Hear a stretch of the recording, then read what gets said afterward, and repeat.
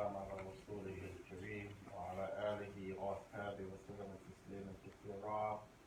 أشهد أن لا إله إلا الله وحده لا شريك له وأشهد أن محمدا عبده ورسوله. أما بعد، نبدأ بمشيئة الله وعونه ورحمته سبحانه وتعالى من كتابه وشيخ الناصر الدين الرباني كتاب صفة صراط النبي استقبل القبلة. I'm going to go right into the book facing the qibla. استقبال الكعبة. كان رسول الله صلى الله عليه وسلم إذا قام إلى الصلاة استقبل الكعبة في الفرض والنفل. Stop. Here the Shaikh says استقبل الكعبة. Sometimes it says استقبل القبلة. Istiqbal means to face. This is one meaning of istiqbal. Istiqbalu. Istiqbalu. Istiqbal. Istiqbal. Yani to be received. When you go somewhere and you say, yani halandukum istiqbal, you have receptionists. When you go where they say, welcome, can I help you? That's istiqbal. Istiqbalu. I know istiqbal. Here, istiqbal means to face. And it's from the word yani qabbala, front. So it says qubul from the front, to dubur, the back. So facing. Kaaba. This is the masjid in the city of Mecca that people call it a cube. It's not a cube. Y'all created that box. It's not a box. Black box. The black box is that. When you see it on TV or something, yeah, but when you make the trip, subhanAllah. La ilaha illallah Muhammadur Rasulullah. What a joy, but a surprise, because you imagine see something that you look down or look up like this is small. But as you walk through the masjid, and then this masjid, which the Kaaba is a masjid, it's in the center of the marble. So you have to walk through a masjid like a stadium. Has pillars and parts to it, and you walk, and you can't see because you have walls and this and that, but as you get closer to the opening, in the middle, where you're going to actually be outside, and you're going to go around the Kaaba, then you see this big, pretty black structure. Kind of blows your mind like, wow, this is the Kaaba. And this, the Shaykh has mentioned this because the Muslims, they used to pray, and that's why he said that the Prophet would face this Kaaba. No matter which prayer, meaning when he's standing, he would face it. When he's praying, when he's standing, he will face it. When he can see it, he will face it. What about when you can't see it? And when you can't see it, then you face nahwa qibla, in the direction of. And this is important because when the scholars writing their books about this subject facing the qibla, they talk about qibla muayyan wa nahwaha. You face it directly, face on, and then you face around, approximate in the direction of. So like, for example, the further away you are from Mecca, the harder it is to face it. Sometimes a person, his shoulder might be like this. Somebody move his shoulder. You know, his knee is turned. Actually, it's not that precise. We're way away from Mecca. And that's why Ibn Abdul Barr, in his book At-Tamheed, which is the explanation of the Muwatta of Imam Malik, he mentioned that so as long as you're facing in the direction of, the further you're away from the Kaaba, as long as you're facing the direction of, the Salat is Sahih. And I remember we asked the Shaykh this before, in a particular building. Imagine like the minbar is here, but the building is like this. It's like four corners, but where we normally face, the building is on an angle. So the Shaykh said you could face towards the point, the angle of the building where the minbar is at, and pray that way, or you can pray this way. Why? Because if you take the angle And this way, you're still facing an approximate direction of the Kaaba from where you were. Why? Because we're far away from Mecca. Showing is not always that precise, like, turn your toe, or come on. It's different if you're 45 degrees. Okay, that's clear, you're not facing, But just a little bit, people make like, your salat gonna be about to the or, your ear was pointing this way, Allah will stop. This is important to understand this issue. The further you're away from Mecca, you cannot face the Kaaba. You want to face approximate. And the closer you are to Mecca, the easier it is. Okay. وأمر صلى الله عليه وسلم بذلك فقال للمسيء صلاته إذا قمت إلى الصلاة فأسبغ الوضوء ثم استقبل القبلة فكبر. Now, the Shaikh, says, so the Prophet ordered the man who prayed badly to do this. He said, stand up and face the qibla, the kabbir, and say Allah Akbar. So the man who prayed badly, that means that he prayed, but his salat was not accepted. So we learn from this narration, just because you prayed doesn't mean you have a salat. Just because you prayed doesn't mean that you have a salat. And this is the meaning of the Prophet said, go back and pray again. You didn't pray. The man, he prayed, but the Prophet's telling him he didn't pray. Why? Because the way he prayed was bad. As if he doesn't have a salat because he didn't do the salat in the right way. وكان صلى الله عليه وسلم في السفر يصلي النوافل على راحلته ويوتر عليها حيث توجهت به شرقا وغربا. And Shaikh said, and the Prophet, whenever he would travel, he would pray nafil.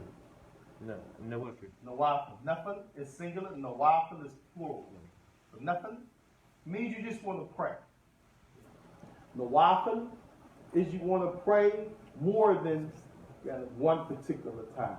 So if you hear somebody say, I'm praying nafil, he's not praying sunnahs of fajr, he's not praying what's connected to dhuhr, he's not praying the night prayer, he's not praying the morning prayer of duha, he's not praying to make a decision, istikhara, he's just praying for extra prayer. That's what nafil means. Sometimes they say that nafil also includes anything that's not the 5 daily prayer. And that's why here the Shaykh, he added yutir, and the Prophet would make what? Witr.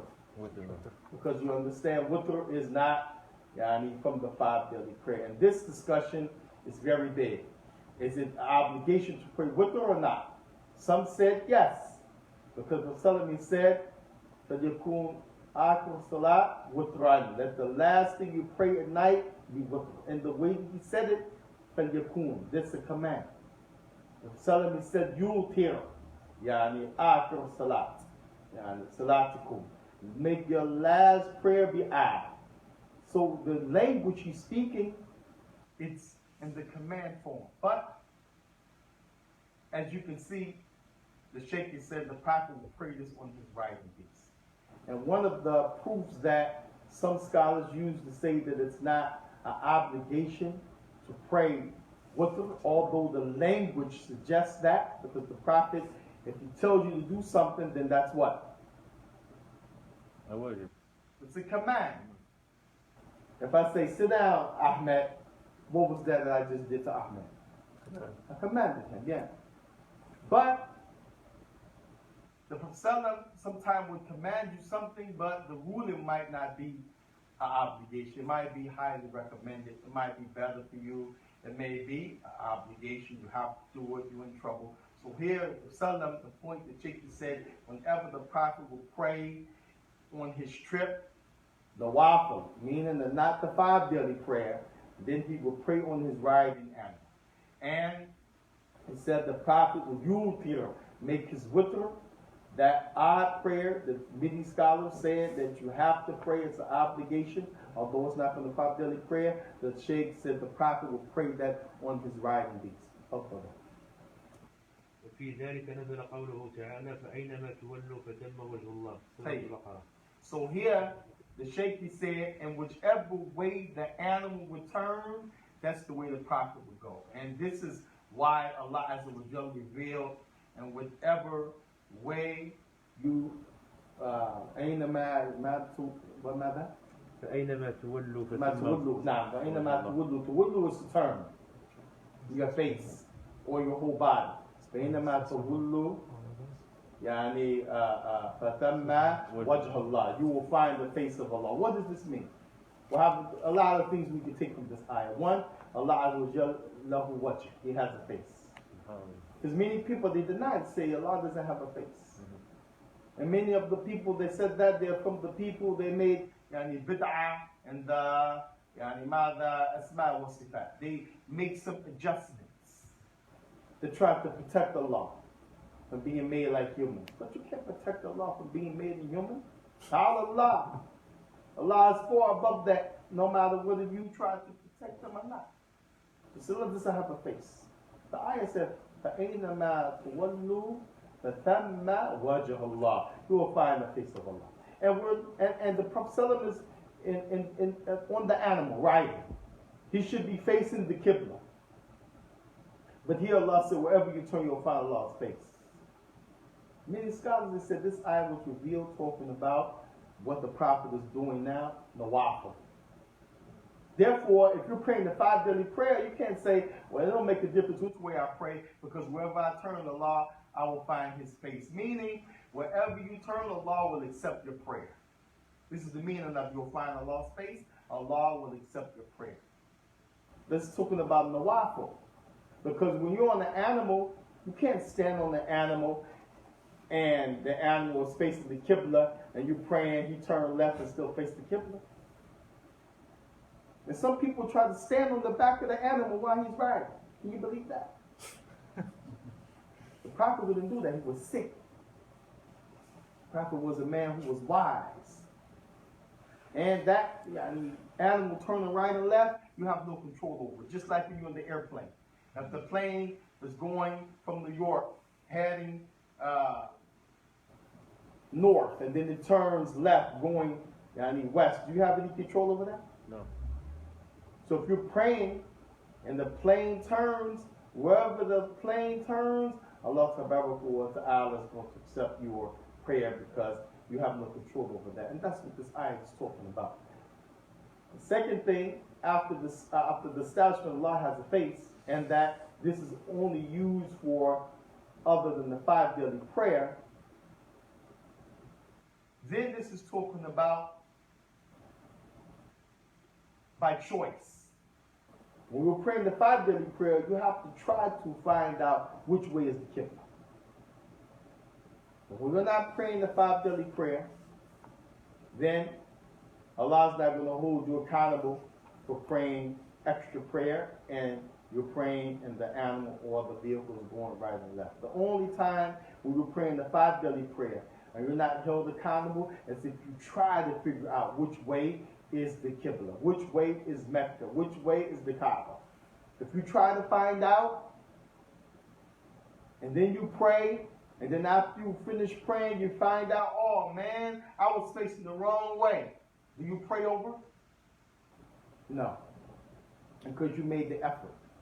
The only time you have to pray over, if you purposely don't try to make the effort to face the Kaaba and the 5 daily prayer. Then most of the scholars say you have to pray over because this is a pillar of the Salah. You have to face the Kaaba, but when you're praying extra credit and you're on a trip traveling, then this is a rukhsah. You have a special permission from Allah because you can't control the mode of transportation. Therefore, you make the takbirah towards the Kaaba if you can, in the direction of, and then you just pray while you're sitting on your mode of transportation. Okay. وكان أحيانا إذا أراد أن يتطوع على ناقته استقبل بها القبلة فكبر ثم صلى حيث وجهه ركابه. Now, they said you can ahyana. This means sometime. Because sometime again, if you don't know which way is the qibla, you don't know which way is Mecca, how you going to do like this? That's the qibla. Allahu Akbar, and then just turn around and just pray whichever way that the animal's going. If you don't know, you just say Allahu Akbar. Allah not going to hold you account. But sometime you know. If you know Mecca is this way, then you say Allah, because you're doing part of that ruling, that the original ruling commands you to face the qibla. So you're facing it, you make takbirah, but then you turn away because the animal is going this way, and this is what Shaikh is mentioning. وكان يركع ويسجد على راحلة إيماء برأسه ويجعل السجود أخفض من الركوع. Now, the scholar said that there is a difference of opinion in how you pray sitting. Here, Shaykh al-Albani is mentioning, and this hadith is authentic in the Bukhari and Muslim, Sunan Abi Dawud, where the Prophet ﷺ, if he's sitting down, he's praying. When it comes to making ruku', that's the bowing, and sujood, that's the prostration, then he would either, some scholars said, bend his head for ruku'. Normally you're going to bend your body for ruku', but if you're sitting, you can't bend your body because you're sitting. So he will bend his head a little bit. The bending of the head a little bit represents ruku'. And of course he would have his hands where he would have them if he was bowing, on his knees. Subhan Rabbil Azim, Subhan Rabbil Azim, Subhan Rabbil Azim. Then he would raise his head back a little bit to illustrate he's standing. Then when he wants to make sujood, he will make his head bent a little more further forward than he was to represent ruku'. And then some narrations of the Shaykh just mentioned he will bend his body. You can do it either way. Bend your head, that's ruku'. Now this is sujood, you bend it more. Or you can bend your body, that's your ruku'. Sami Allahu liman hamida rabbana wa lakal hamd. Then you bend your body more, that's your sujood.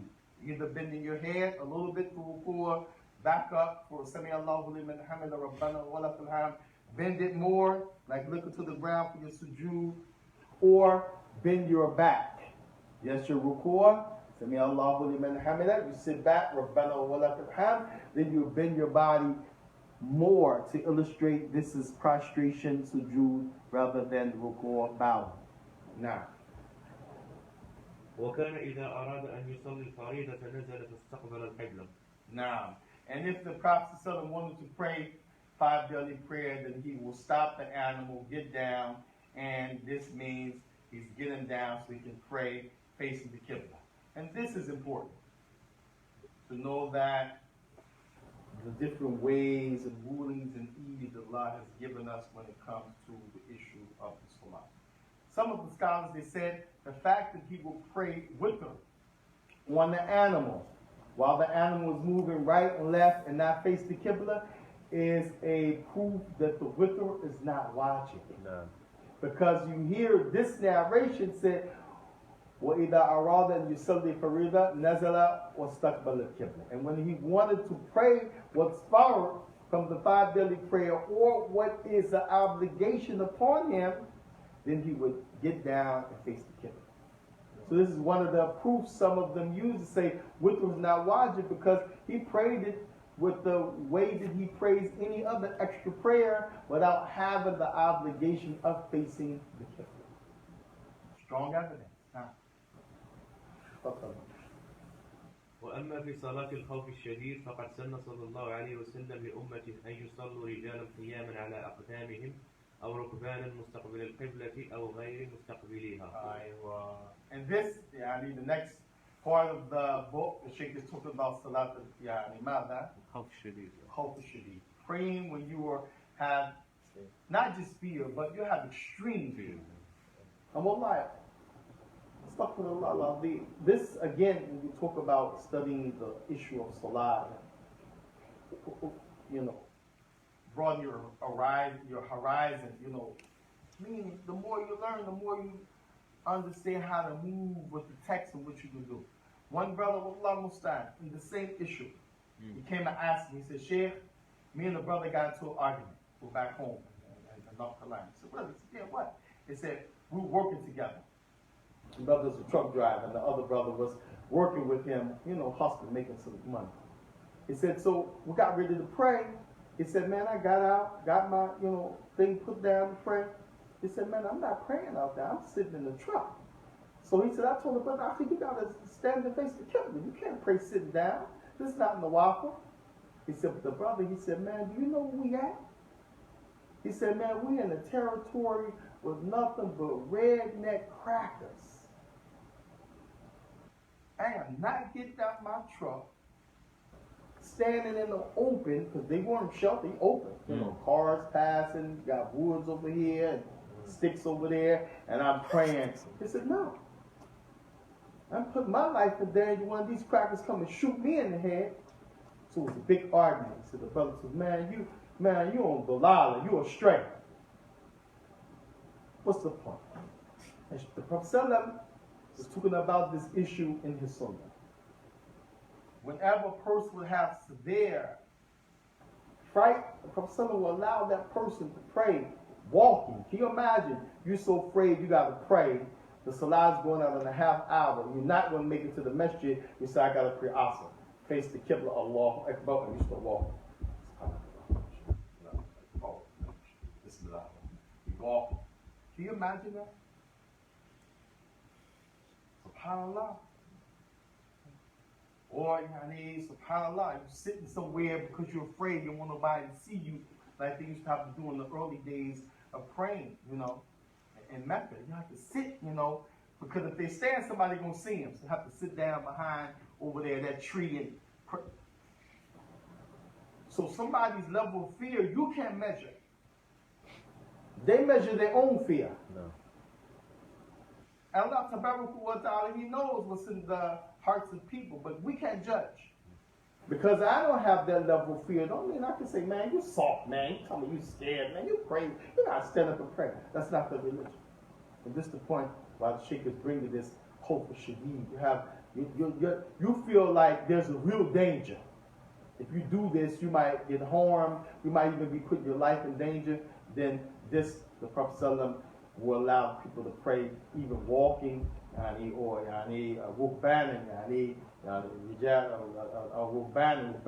sitting down or walking, like this, because of that special circumstance. So if you're in a place you have to pray, and you're afraid, or you think, man, somebody might bust me. I mean, we're talking about real stuff happen. Mm-hmm. Then that's for you to say, I'm going to pray sitting in my car. Or I'm going to pray sitting and I'm not going to get out, although I can put my musalla and stand. No, that's for you to decide, based on if you have severe fear in your heart or not. وقال صلى الله عليه وسلم إذا اختلطوا فإنما هو التكبير والإشارة بالرأس. وكان صلى الله عليه وسلم يقول ما بين المشرق والمغرب قبلة. بين المشرق والمغرب قبلة. This is when we're talking about the issue of Sham in Yemen. In Mecca or Medina, west and east is not our west and east. Mm-hmm. What's west to them and what's east to them is different. So the Prophet has also mentioned this. We talk about using the hammam, not to face the qibla urinating or turn your back to it and defecate. And he used this, the same thing, the east and the west. This is talking about from where they were, what's west and what's east of them. So the Prophet is saying, what is in between that is the place that you face for prayer. Like, for example, people tell us all the time, you guys face the east. No, it depends on where you are. We're praying northeast from a lot of direction in America. Northeast, not east. East is Asia, Qatar, China. Northeast, is the Arabian Peninsula, going towards the Kaaba from here. Depending on where you are, it might be southeast. A big argument. Some people in Philadelphia say, y'all praying the wrong way. Y'all Catholics. Y'all should be praying southeast. Big fitness. You couldn't go in that masjid and pray, except you're going to pray southeast. That's the way they have their kippah. And so everybody in America is praying northeast. It's the Catholics, the disbelievers. Extreme group.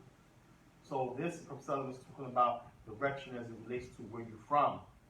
And may be between east and west for them, but does it mean between east and west for everybody? Now. وقال جابر رضي الله عنه كنا مع رسول الله صلى الله عليه وسلم في مسيرة أو سرية فأصابنا غيم فتحرينا واختلفنا في القبلة فصلى كل رجل منا على حدة فجعل أحدنا يخط بين يديه لنعلم أمكنتنا فلما أصبحنا نظرناه فإذا نحن صلينا على غير القبلة فذكرنا ذلك للنبي صلى الله عليه وسلم فلم يأمرنا بالإعادة وقال قد أجأت صلاتكم. نعم. This hadith of Jabir bin Abdullah radiallahu ta'ala anhu. And Jabir bin Abdullah, by the way, that's from amongst the ulama of the Sahaba. He's from the muhaddithin of the Sahaba, from the top ones. We talk about scholars of hadith. That Abu Sa'id al-Khudri, from the beginning, Abu Hurairah, يعني Abu Sa'id al-Khudri, Ibn Umar, لا يهمل الله استغفر الله وتوب إليه أبو هريرة رضي الله تعالى عنه السيد الخدري have Abdullah ibn Abbas Abdullah ibn Mas'ud Abdullah ibn Umar Jabir ibn Abdullah Aisha رضي الله تعالى عنها. Now, and that's just top 7. Allah ta'ala a'lam. So Jabir, he said they were one time going to pray, and it was overcast. You couldn't tell. It says so everybody was trying to figure out which way to pray, and people prayed in the different directions. Mm-hmm. And it appeared that they were praying Allahu Alam, the 5 daily prayer. It appeared. But say each one of us prayed in a different direction, so it makes you think that they were praying the waffle, on a trip or something like this. When they mentioned to the Prophet ﷺ, they said, once they prayed and the next day came, they realized, man, we didn't pray the right way. They told the Prophet ﷺ, and the Prophet didn't say, y'all got to pray over. This is a proof that if you try, you make an effort, and you come up short, that salah is accepted. Only when you disregard it totally, man, I don't have to do that. Now that salah is batil.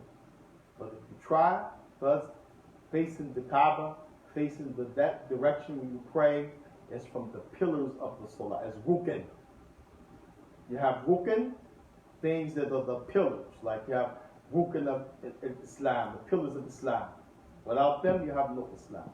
You have rukn iman, pillars of iman. Without them, you have no iman. You have rukn of salah.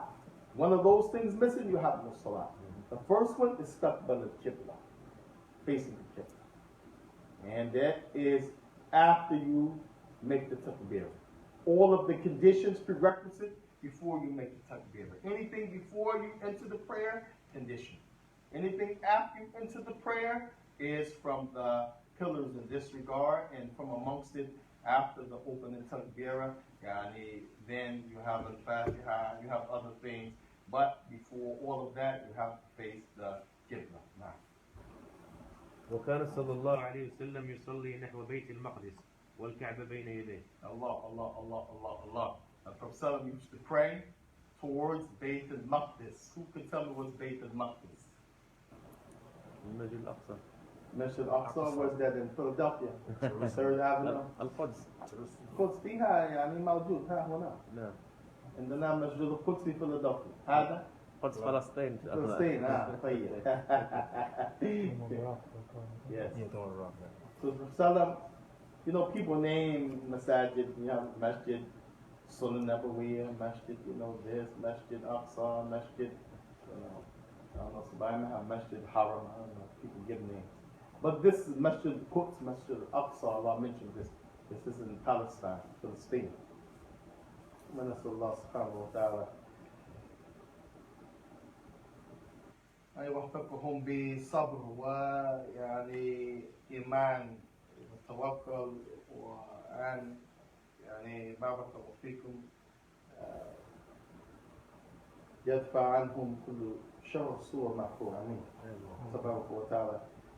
Keep all the evil, push it away from them, these people in that region, what they go through, the Muslims, Allah Mustaan, 50, 60, 70 years or more. Allah Mustaan. I could have any way, Masjid al-Aqsa, Masjid Bayt al-Maqdis, Prophet would pray towards it, and the Kaaba was there. They were in Mecca. The but they didn't face it because Allah had been praying towards Bayt al-Maqdis. قبل أن تنزل هذه الآية قد نرى تقلب وجهك في السماء فلنولينك قبلة ترضاها فول وجهك شطر المسجد الحرام. سورة البقرة. So this is the Shaikh just mentioning they were facing that direction, Bayt al-Maqdis, before the ayah of Surah Al-Baqarah, when Allah commanded them to turn and pray towards the Kaaba. And this Allah Tabaraka wa Ta'ala commanded them secondly.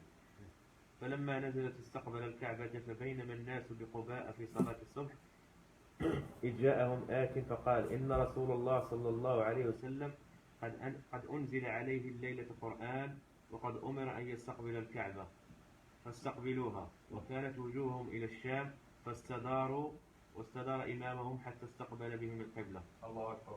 There's a lot of benefit from this narration.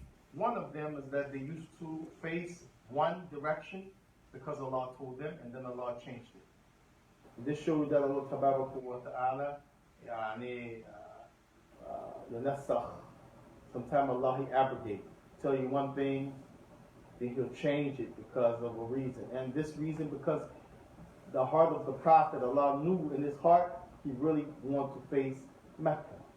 And that is because Mecca has more virtue than Masjid al-Aqsa during that time and during this time. And that's because the ulama, they mentioned that Allah Tabaraka wa Ta'ala himself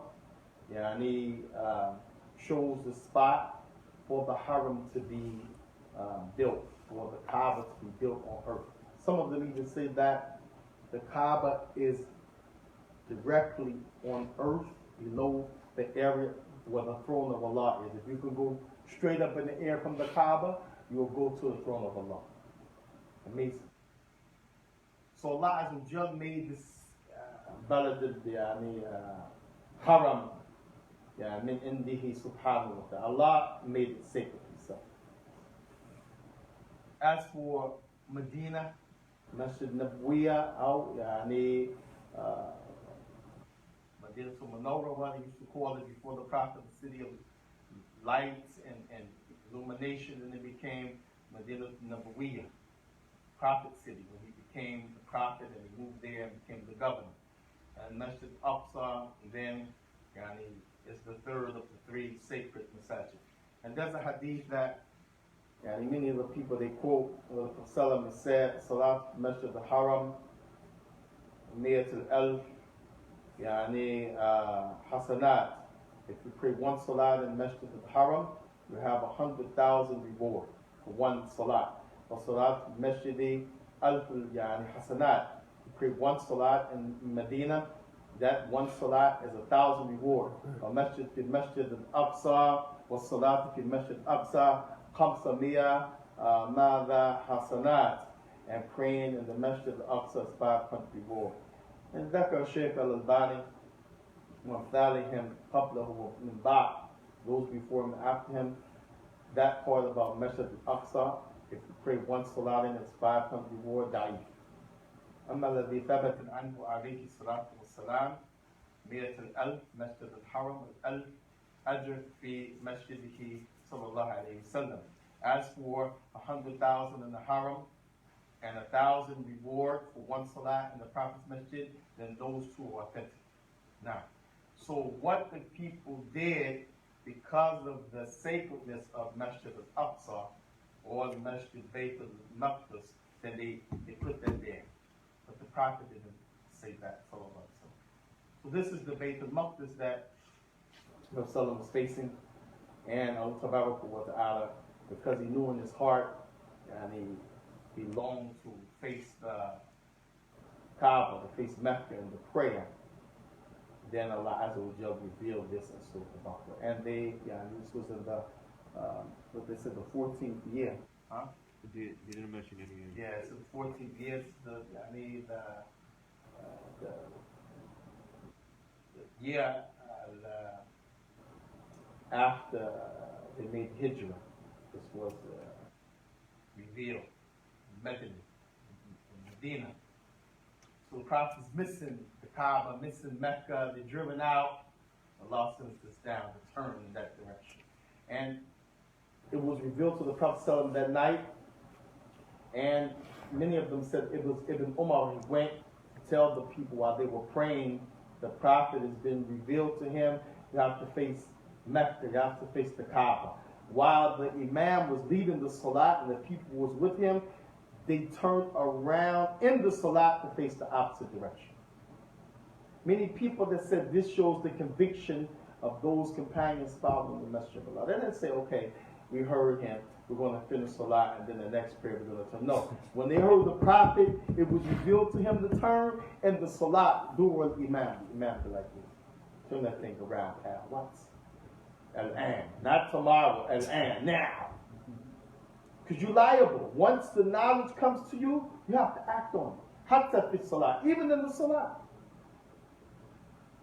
So you're praying. Somebody come and say, you got to turn 45 degrees to the left. You're facing the wrong way. You can't say, man, fuck you, man. Let's leave that. You got to turn 45 degrees to the left.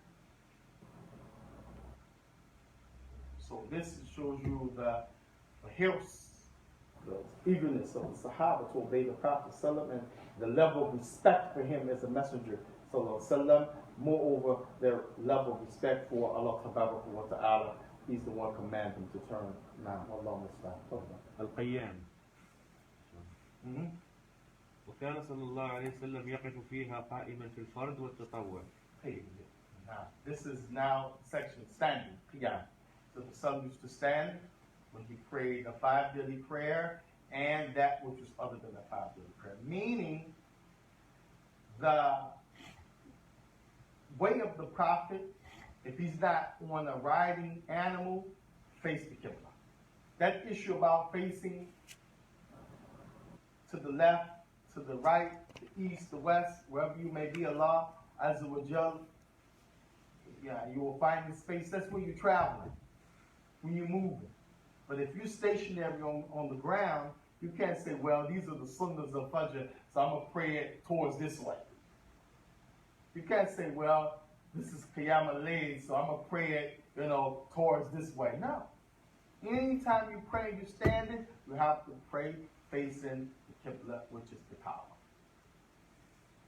ائتمارا بقوله تعالى وقوموا لله قانتين. And this is in conformity, Shaykh al-Bani said, with the statement of Allah, وقوموا لله وقوموا للإيمان لله. Stand for Allah.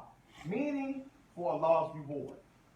You're standing for the pleasure of Allah. You're standing in obedience to Allah. You're standing because of belief in Allah. And that's what Allah said. Hafidu ala salawati wa salatul wusta wa kumu lillahi qanitin. Kumu lillahi, stand up, is part of the point that the Shaykh is making. You have to stand. Why? Lillahi, because Allah commands you. Qanitin means to obey, don't have no back and forth, and you're going to obey inwardly and outwardly. This is the meaning of qanitin. So this is the reason the Prophet would stand for the 5 daily prayer and any other prayer. Rather than, well, I'm going to sit down, it will stand. This is his normal practice because the origin of praying, Allah said stand for Allah Ta'ala, meaning for the reward, and because Allah commanded you, stand in submission and obedience to Allah Ta'ala. وأما في السفر فكان يصلي على راحلته النافلة. Now, and we just mentioned that point. As for traveling, then he would travel and pray sitting, which is the opposite of standing. وسن لأمته أن يصلوا في الخوف الشديد على أقدامهم أو ركبانا كما تقدم.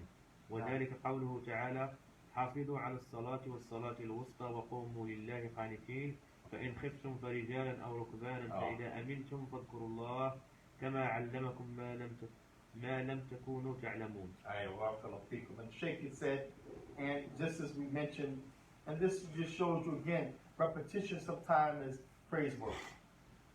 We get annoyed when somebody asks us over and over. You just asked me that, Akhim. Man, you said it already. I heard that. I got that, man. Astaghfirullah. Here, the Shaykh said, as we mentioned before, Salam would pray standing, with the exception of traveling. While traveling, sitting down on his animal, then he would sit. And the Prophet also allowed for his companions to do that when they were in a state of fear, a great fear, and allowed them in the Quran himself. It said, the whole ayat about praying and being on time and praying with obedience and this and that. And then the next ayat Allah Ta'ala said, "Kuntum فإن خفتم and if you are in fear." And here Allah didn't say when kuntum fi خوف شديد, He said when khiftum, and if you are in fear. But Allah is talking about a fear where you can't stand and pray. And everybody knows when they're afraid, they're afraid. So Allah just mentioned this in the Quran, that when you're in fear and pray, on foot or on horseback, and then when you're in a state of safety, when safety has returned back to you, and here's the issue, fear and safety. Safety and fear.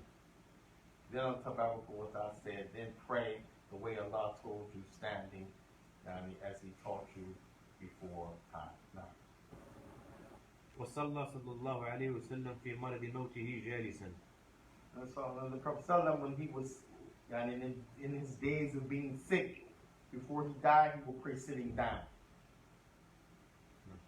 وصلاها كذلك مرة أخرى قبل هذه حين اشتكى وصلى الناس وراءه قياما فأشار إليهم أن اجلسوا فجلسوا فلما انصرف قال إن كدتم آنفا لتفعلون فعل فارس والروم يقومون على ملوكهم وهم قعود فلا تفعلوا إنما جعل إلا الإمام ليؤتم به فإذا ركع إنما جعل الإمام ليؤتم به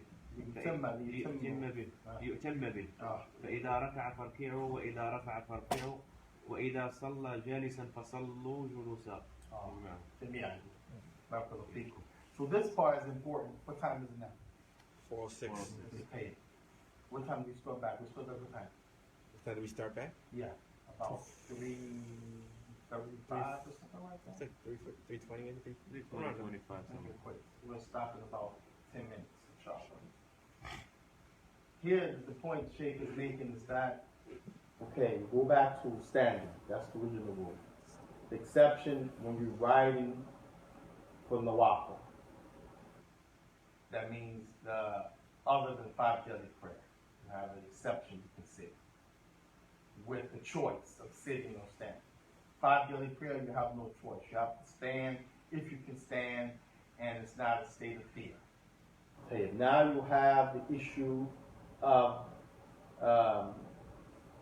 when you're in fear and you make a prayer that's the reason for fear, when the fear factor doesn't exist anymore, now you have to go back to the norm. So the praying, sitting, is okay all the time when you travel. But when you're in extreme fear, even if it's the 5 daily prayer, you have a license to do it based upon your level of fear.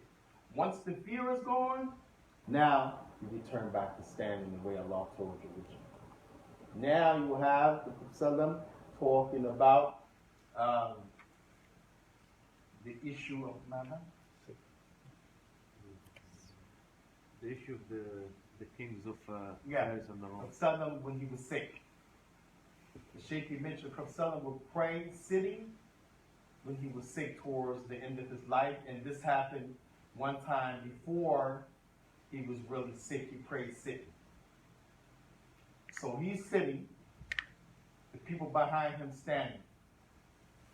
As a miracle, the Prophet could see from behind his head. So he told the people emotion like this, ijlisu, ijlisu. People sat down. When the salah was over, he said, you all are you're all going to be like the people of Rome who used to stand up over their leaders. If the leaders stand, you stand. If the leaders sit, you sit. But now the Shaikh also brings towards the end of his life, he was really sick and he had to sit. The Shaikh brings this too, but it's time to bring this. This is when Abu Bakr was leading the salah. Abu Bakr Siddiq was leading the salah. The Prophet was very sick. And Aisha and Hafsa, the Prophet said, you're like the women of Yusuf, you plot. The Prophet told Aisha, go tell Abu Bakr to lead the Salah. Because the Prophet, they were waiting in the masjid for the Prophet to come to lead the Salah. The Prophet was taking longer than normally because he kept going unconscious, coming back to. Every time he would come to, he would look around and say, you all didn't pray? And they said, no. So it said, tell Abu Bakr to lead the Salah. So Aisha, she said to Hafsa, go tell him, ask him if he can let Umar lead the Salah. Because Abu Bakr cries all the time. Well, Abu Bakr was a man of strength and character and tough. Even some say, because Umar was big and strong and had a reputation before Jahiliyyah, people thought, Umar was tougher than Abu Bakr. So no, the opposite. Abu Bakr was tougher than Umar. But he had this, his disposition when it came to Iman, he would cry a lot because of the fear of Allah. So she said, go tell him, girl, go tell him that Umar lead the Salah. So then Hafsa away. Asked the Prophet, you want me to tell Umar? Prophet said, you women are flat like the women of Yusuf. What does this mean by the women of Yusuf? The lady who pulled the shirt of Yusuf like this tried to seduce him. And then she said, no, he tried to seduce me. And then Allah revealed if his shirt is torn from the back, then, He's telling the truth. He's telling it's truth, but it's turned from the front, she's telling the truth. So what happened was, he was trying to get out of there, she ripped his shirt from the back. Had it been ripped from the front, it said, okay, she was defending herself. He was trying to rape her. He was trying to get some. Can you imagine saying about a prophet? Stop it, Allah. But the shirt is torn from the back, so there's no way that he was, trying to do something. He was trying to get away, yeah. So the prophet likened that. Said, you women are plot like the women of Yusuf, meaning y'all up to no good. You heard me tell Abu Bakr, well, tell Abu Bakr. Hafsa will come and ask me, and then I'm supposed to go to Aisha, put her up to it. So this, from during that time, Abu Bakr was leading Salah. Finally, he got enough strength, they carried him in there. They were already praying though. So when Abu Bakr seen the Prophet was being brought next to him, sit down next to him because the ranks were full. This is what we get if the ranks are full, the person come and line up next to the Imam. If the masjid is full and somebody coming, there's nowhere to pray, he can walk, squeeze past, get through the people, come and line up on the right side of the Imam. Why? Because this is what the Prophet did when he was sick. They brought him and put him next to Abu Bakr. So now Abu Bakr is trying to back up. Like, I'm not going to leave the Salah. The Prophet is here. And the Prophet is telling him, stay. Abu Bakr and he backed up. In that case, the people stood up. They didn't sit down because by then the Prophet had changed that the people only sit down in the beginning when the Imam sit down. He wanted to teach them to be different from the Jews and the Christians. But now, if the Imam sits, because he's sick, but the leaders, the followers don't have to sit, then they shouldn't sit, they should stand. And that's what we learn in the latter part of his life. Because in that hadith, they didn't sit down and they didn't get scolded like in the beginning of the hadith that the Shaikh brought here. صلاة المريض جالسا. وقال عمران بن حسين رضي الله عنه كانت بي بواسر فسألت رسول الله صلى الله عليه وسلم فقال صلي قائمة فإن لم تستطع فقاعدة فإن لم تستطع فعلى جنب. على جنبه. Should be على جنبه. No, there is فعلى جنب. There is no جنبه. There is no ha in here. No ha. No, فعلى جنب. جنب. على جنبه. But there is no the جنبه. وإيش موجود؟ جنب. يعني الباء هي الآخر يعني حرف في الكلمة. على جنبه. No, there is no جنب على فعلى جنب. على جنب. طيب. جنب. على جنب. أكمل. وقال أيضا سألته صلى الله عليه وسلم عن صلاة الرجل وهو قاعد فقال من صلى قائما فهو أفضل ومن صلى قاعدا فله نصف أجر القائم ومن صلى نائما وفي رواية مضطجعا فله نصف أجر القاعد والمراد به المريض فقد قال أنس رضي الله عنه خرج رسول الله صلى الله على ناس وهم يصلون قعودا من مرض فقال إن صلاة القاعد على النصف من صلاة القائم وعاد صلى الله عليه وسلم مريضا فرآه يصلي على وسادة فأخذها فرمى بها فأخذ عودا ليصلي عليه فأخذه فرمى به وقال صلي على الأرض إن استطعت وإلا فأوم إيماء واجعل سجودك أخفض من ركوعك. This is the issue in the chapter of when you're sick. And some stuff you're going to say, okay, he just said that, but this is how the Shaikh is teaching the book because he wants to make sure that people understand the Sunnah of the Prophet. So now, when you're sick, the Shaikh said the Prophet when he was sick, he would pray sitting. And يوما أخفى لركوعه من سجوده. And so this means you're going to lean to illustrate your ruku because you're sitting. So that's going to be less than when you make sujood. So when you're making the ruku or the bowing, you lean, but you don't lean as much as when you're going to illustrate your sajda. We went over that. And there's an extra part the Shaikh didn't mention. He may mention it. The issue of sitting. Some that said, narration of Aisha, he said the Prophet was sitting murabba. Murabba is with your legs crossed, like we say Indian style. Everybody knows that style, right? Yeah. Everybody knows that style? Yes. I don't. Huh? I don't know. Yeah, it's the way you sit. Huh? Like this. And he with your legs. Oh. Yeah. You Okay. illustrated for him? Okay. No. Okay. All right. For the camera, with your legs crossed, like you're sitting down, the lady, she's doing yoga. She's got her legs crossed, and like this. Yeah, that's marabba, like in fours. And we'll get down. Some ulama that said you should sit like when you're in the salah. Sit back on one leg and the other leg, like when you're making the sitting called jalsa. But Aisha said the Prophet was sitting murabba with his legs, like this. His legs crossed like this, like you cross your arms, when you have your legs and you put one like this and one like this. These are your knees, and your feet are, like your hands are tucked. That's murabba. So some scholars, they said that it doesn't make a difference because that was customary. That wasn't really part of the worship, him sitting with his legs crossed or not crossed. Others said no, it's part of salah for when you sit because the Prophet did it while he was praying, sitting down. So if someone sits in jalsa and he's praying, sitting and he's bending, lighter, less than for sujood when he makes ruku', don't jump on him, it's okay.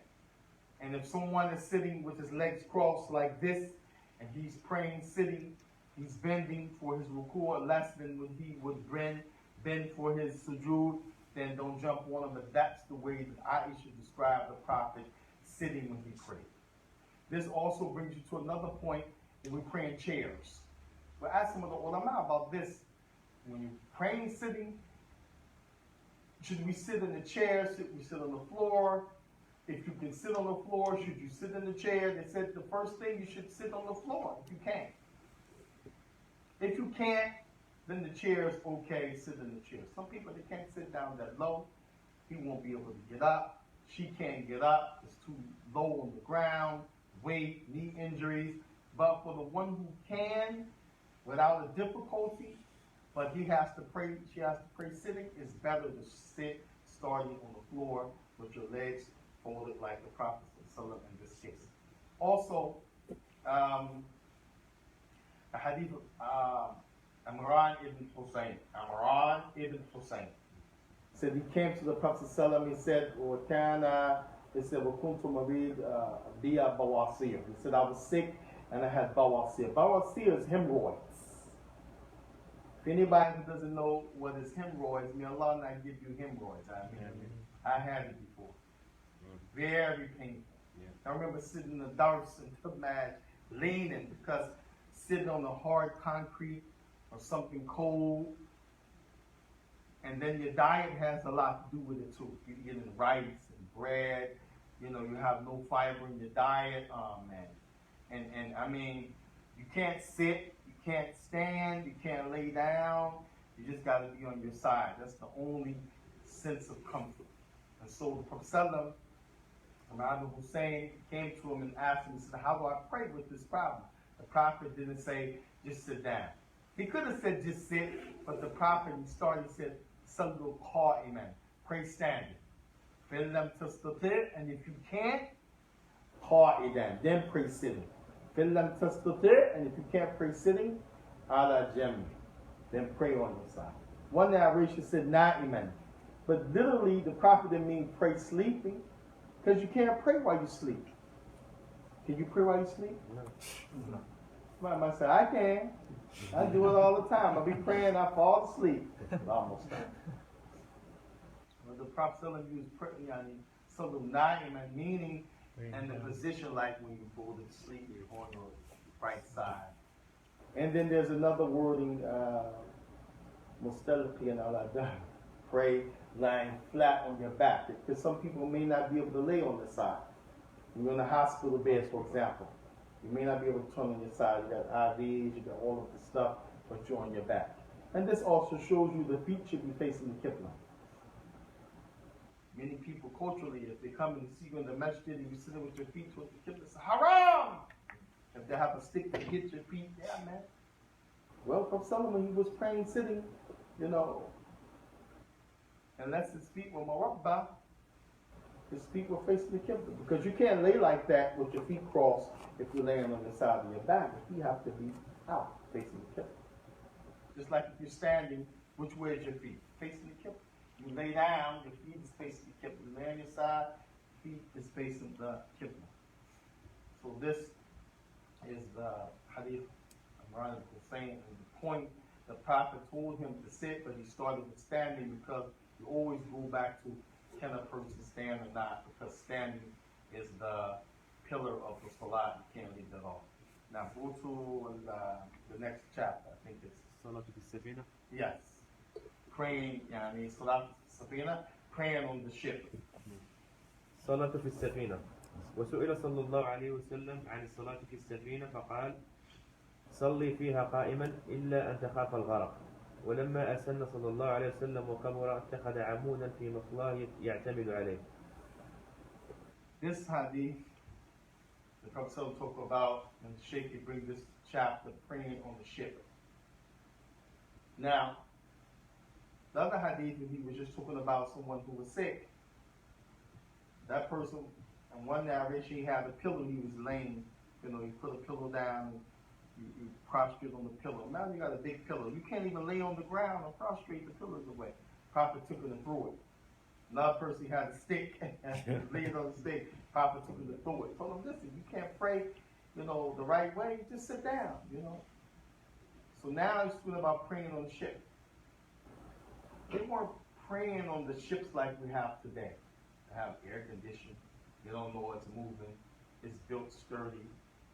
It's talking about a ship that, I mean, imagine somebody standing in the canoe. And the canoe was rocking, and, you know, if a wave comes, you know, you could get thrown off that canoe. So yeah, they had, you know, ships almost time. Can you imagine what the ships was like? Someone could literally stand and pray and get thrown overboard to his death. So Prophet said, you know, pray standing. But it wasn't logical to pray standing. Why did the Prophet say pray standing if it wasn't logical? Because he wants to remind you that's the first mode of praying, standing. You always start there. If it has to be canceled out, then it's canceled out. But you can't just pray any kind of way. And that's why you see the Prophet always, the man who had the hemorrhoid, the Prophet knew he couldn't stand, but still told him pray standing.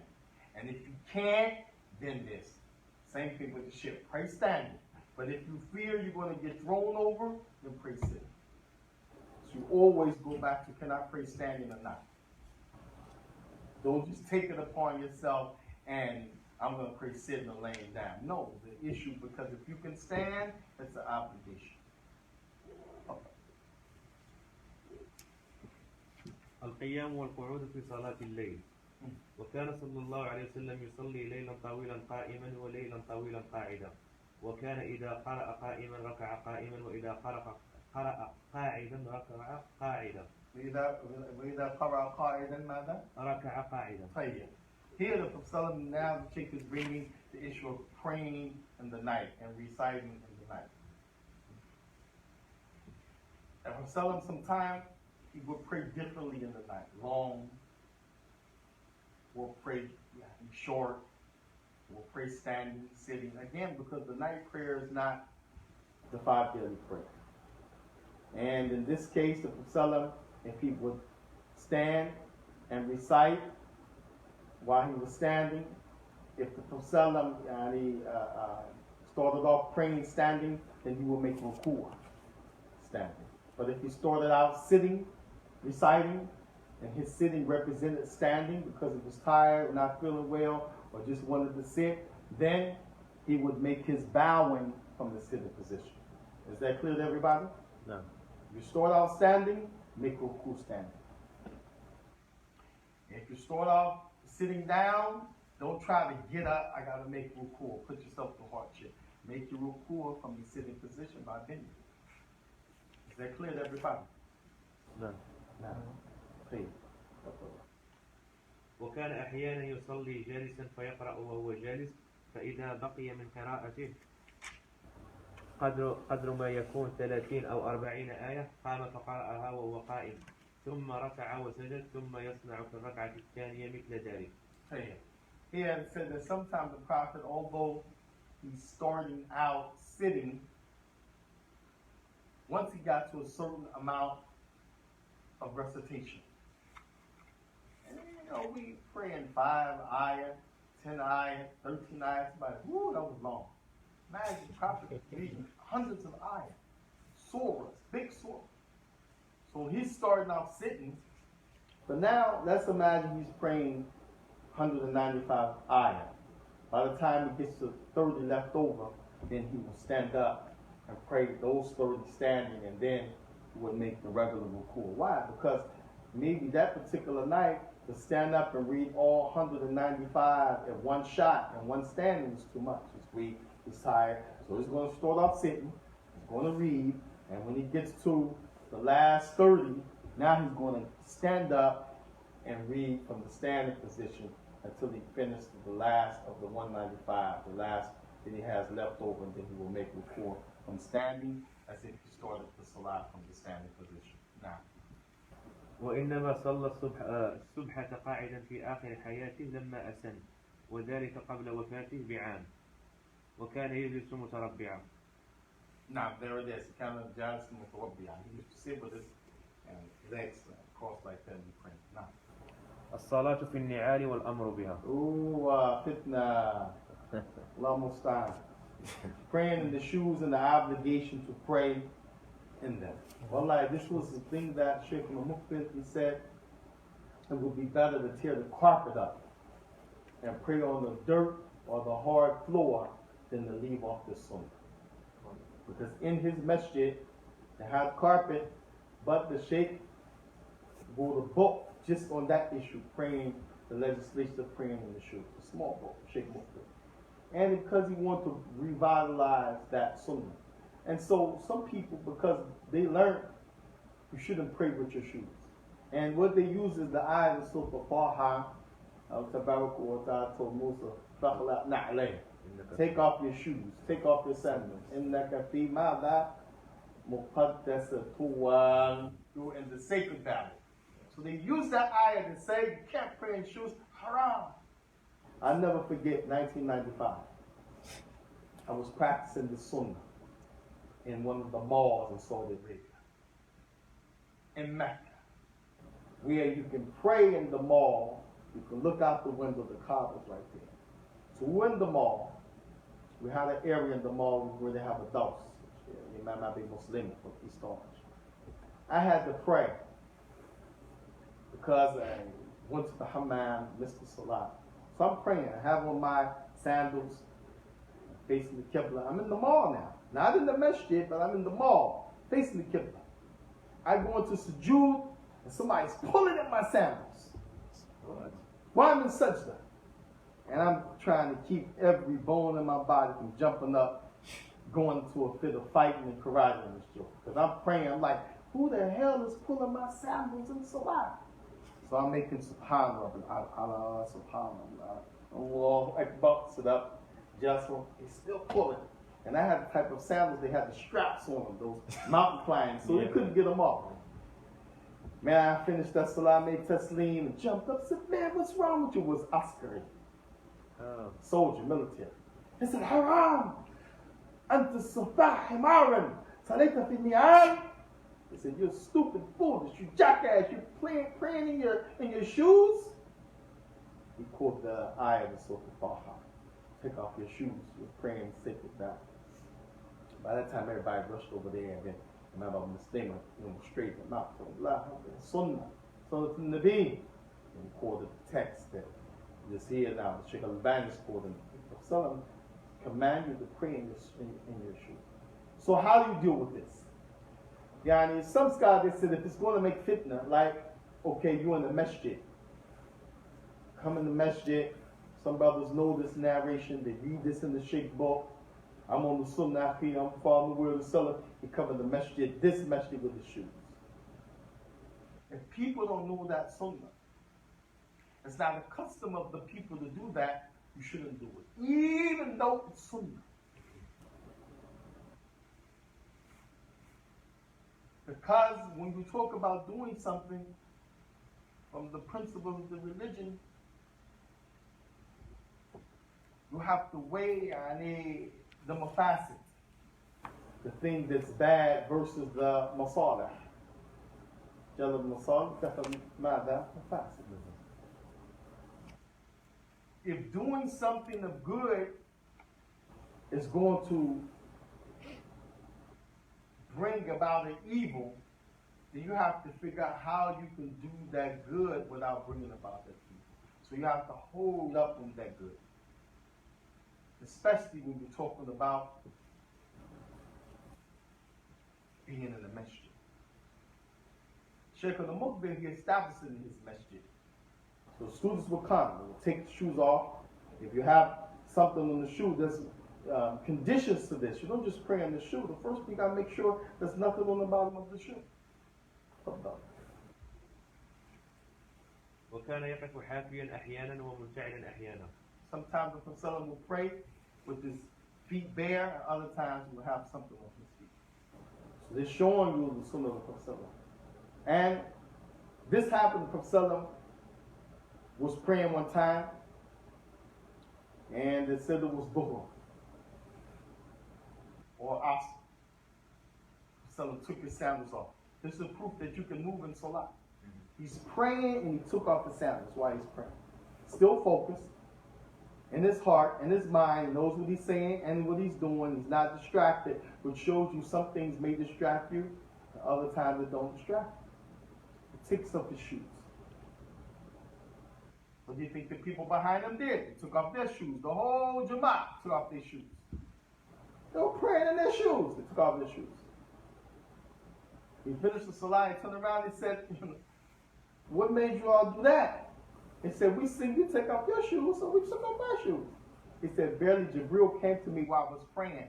You all didn't see him. He came to me and said, oh Muhammad, you have some other, you have some feces on the bottom of your shoes. He said, that's why I took off my shoes. He said, if anyone you pray in his shoes, let him look. And if there's something, let him remove it. So that's what the Shaykh would allow us and teach us to do. Shaykh, look, got some on the shoe, wipe it in the sand.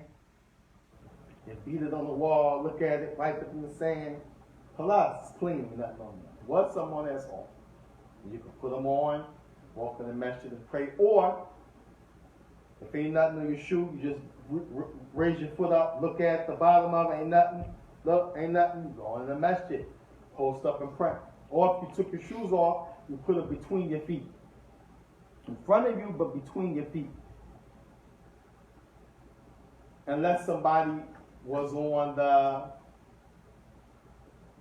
left of you, you could put them on the left of you if you're praying by your side or between your feet. But this was a sunnah the Shaikh established in the Mukbil from the likes of Imam al-Bani. The same Salam said be different from the Jew or the Christian. You'll find him saying that in a lot of cases. One of them was praying in the shul. But there was an issue happened in Yemen where some Shia, they used to pass through and they would, if they heard the adhan, they would pray with us. But they weren't problematic. And one day, one pulled the knife out and was going to stab the other because this argued praying in the shoes. He didn't understand that was sunnah, and he was upset with the brother. Are you praying in your shoes? Is that? And so the Shaikh said, temporarily, nobody else pray until their shoes to further notice.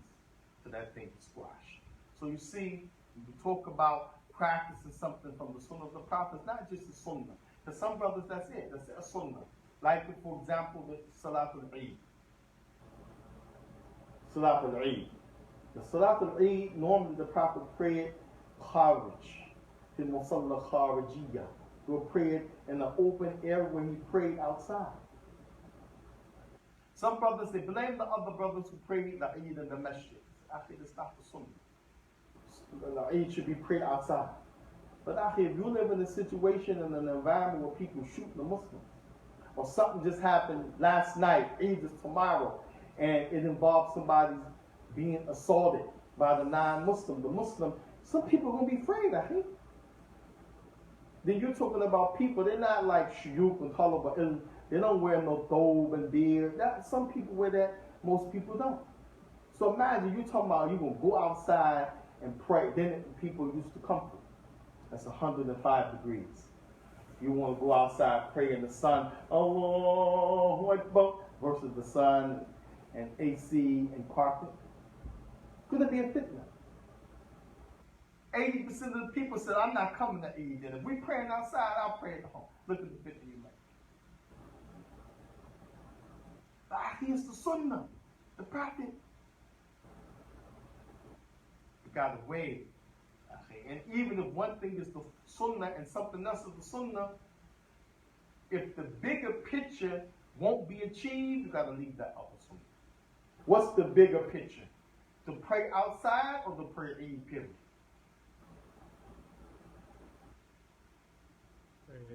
Pray. Somebody said pray Eid. Y'all hesitate. Which one is bigger, the pray Eid outside or the pray Eid, period? Which one is wajib, the pray outside Eid or pray Eid, period? Even for those who says not wajib, they say it's sunnah mu'akkada, very strong, almost like wajib. فَصَلِّ لِرَبِّكَ وَانْحَرْ وَانْحَرْ لِرَبِّكَ. Allah said, pray and sacrifice. Command form of the Quran. So if it's between, if y'all don't pray outside, I'm not praying Eid. Which one is worse? Not praying. Which one caused the most harm? So this is an important point of the book because this issue of praying in the shoes, it reminds me of all of these same principles, you know what I'm saying? And this is a big mistake. Many of the shabab, many of the youth, many of the early, young, new and talaba, some people have some time, but they went retarded with this issue. Allah وأباح ذلك لأمتي فقال إذا صلى أحدكم فليلبس نعليه أو ليخلعهما بين رجليه ولا يؤذي بهما غيره. بين رجليه يعني means in front of you, where when you prostrate, they're there with you, not between your legs, behind you. I mean, like you say, between my, put the water, between where my hands are at. I don't mean right here, it could be right here, but within the length, like this. And not necessarily like this. Still between, within the length. So between the feet. But your feet are here. You prostrate, your shoes are here. Not going to harm nobody behind you. If you have them too far behind you, you prostrate, they're going to be in the person behind your face. Have them up. After that, your feet are here. Or put on the left so you don't harm nobody, because nobody's praying on the left if you can do that. But if you put them on the right, somebody lines up on the right of the imam, now you got it in front of the person. So nobody's on the left, you can put your shoes on the left or between your feet or praying in them. And this is when this sunnah is known. And it's okay. And people follow that sunnah. But sometimes people don't know about this, they'll make a big fitna. Even some people that know about it, but others disagree with it. The carpet is brand new, I think. We just paid $20,000 for this carpet. I'll break your face. You praying in these shoes. You're going to cause a big fitna in a message like that because you want to pray in your shoes. I hate praying your shoes at home. The prophet didn't say where. He just said pray in your shoes sometime. Pray with your sandals sometime. Pray with your feet covered. Pray with them uncovered. You got a pair of shoes at home that's clean, no urinal feces. You can pray right in your masala, right in your living room, right in your den, right in your mektaba, and practice that sunnah. Why would you come to the masjid, force it on the people, and make a big fitna except somebody doesn't know the sunnah of the Prophet sallallahu alaihi wasallam? Two more and then we'll take a break. وأكد عليهم الصلاة فيهما أحيانا فقال خالفوا اليهود فإنهم لا يصلون في نعالهم ولا خفافهم. Now, here the whole point to be different from the Jews during that time of being because they never pray with their feet covered. They always pray with their feet uncovered. Stinky feet uncovered. And then of course the Christians are the opposite. They always pray with their shoes on. Never take I was a Christian, I know. Never take your shoes off. You know, so the prophet was being between those two. What's the next chapter? الصلاة على المنبر. Start the member. Fadal. You don't want me to read the hadith? You mentioned the hadith already. So. Yeah. الصلاة على المنبر. وصلى صلى الله عليه وسلم مرة على المنبر وفي رواية أنه ذو 3 درجات. قام عليه فكبر وكبر الناس وراءه وهو على المنبر ثم ركع وهو عليه ثم ركع فنزل القهقرة حتى سجد في أصل المنبر ثم عاد فصنع فيها كما صنع في الركعة الأولى حتى فرغ من آخر صلاته ثم أقبل على الناس فقال يا أيها الناس إني صنعت هذا لتأتموا بي ولتعلموا صلاتي. Now, this prayer on the minbar.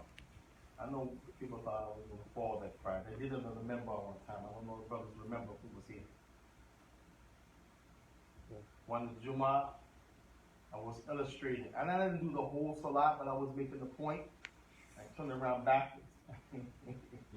Cop came down the minbar. Lion man, Shaikh, Allah Akbar. Then when I got to the base of the minbar, I took 1 step, 2 steps, 3 steps, and I prostrated. Illustrated. Set up, prostrated, and I got up and I took 3 steps to the minbar and then walked back up and turned around and then quoted this hadith. They said, we never knew that was part of the, yeah, that was part of the story. Some little Kamara ate to me with sudden prayer, you see me pray. But he did that on the minbar. One Jummah I did this in the book. This is the hadith. And Wallah Mustan, this shows you can move in Salah. See what they mean? He said, you're allowed to move 3 steps in the Salah based on this hadith. Because remember, when he gets to the base of the minbar, that means he's on the floor. The step is in front of him. Is going to take 2 steps back, and big enough steps where it makes a difference. Another 2 steps back, because each foot is going to move 1, 2, and then another 2 steps back, that's 3 steps. Now he prostrate. So you need enough space to prostrate between where your head is going to be and whatever's in front of you, be it a wall, a bed, in this case the minbar. Those 3 steps, Shaykh Uthaymeen said, is a proof that you can do that in the Salah. Because the Prophet was illustrating the Salah. He said, Allahu Akbar. That was the opening to the deal. Then he read and showed the people the whole Salah, as if he's in Salah. Then when he made the ruku', he said, Allahu Akbar, he went into ruku'. Then he raised, Sami Allahu liman hamida, Rabbana wa lakal hamd. Then he turned around, came down the steps. 1, 2, 3. He still can't prostrate. If he prostrate, he's going to prostrate on the steps, hurt himself. So he backed up 3 steps. 1, 2, 3. Imam Muhammad Sallallahu Alaihi Wasallam said, this is the proof you can move 3 steps in the salah. But sometimes this is what the brothers do. He's praying, ain't nothing here, right? No. He's praying, right? Let's say the salah is over. He's got to make a rock. He don't want to pray to the open because somebody might walk in front of him. So he'll walk 3 steps this way, 3 steps that way. Let's say it's a pole right here. Mm-hmm. If he do like this, 1, 2, 3. It's permissible. The Prophet took 3 steps backwards. But it's not restricted to front or the backwards. As long as you take 3 steps, frontwards, backwards to the side, you can do it based on the hadith. I got to move back this way because I want to get to the pole. Because I got to make 1 rak'ah. 1, 2, 3. 3 steps. Shaykh Uthaymeen said, but if you're praying and you move and walking, where people can't tell if you're praying or if you're just regularly walking, your salah is batil. So imagine somebody he's in the salah, he takes 6 steps. People are going to look like, what the hell is he doing? Is he praying or what? What's wrong with him? Because that's too many steps. If I walk from here to the wall, I could be reciting Surah Al-Baqarah with my hands here all day long. You're going to say, what's wrong with the Shaykh? He just walked from here to there. He can't be praying. But 3 steps, forward or backwards to the side, based upon this hadith, you can do that if you have a need. In the Prophet, you have a need so that he can prostrate and show the prostration in the salah. Hold on. السترة ووجوبها. Sutra wujubuha. This part is why the Prophet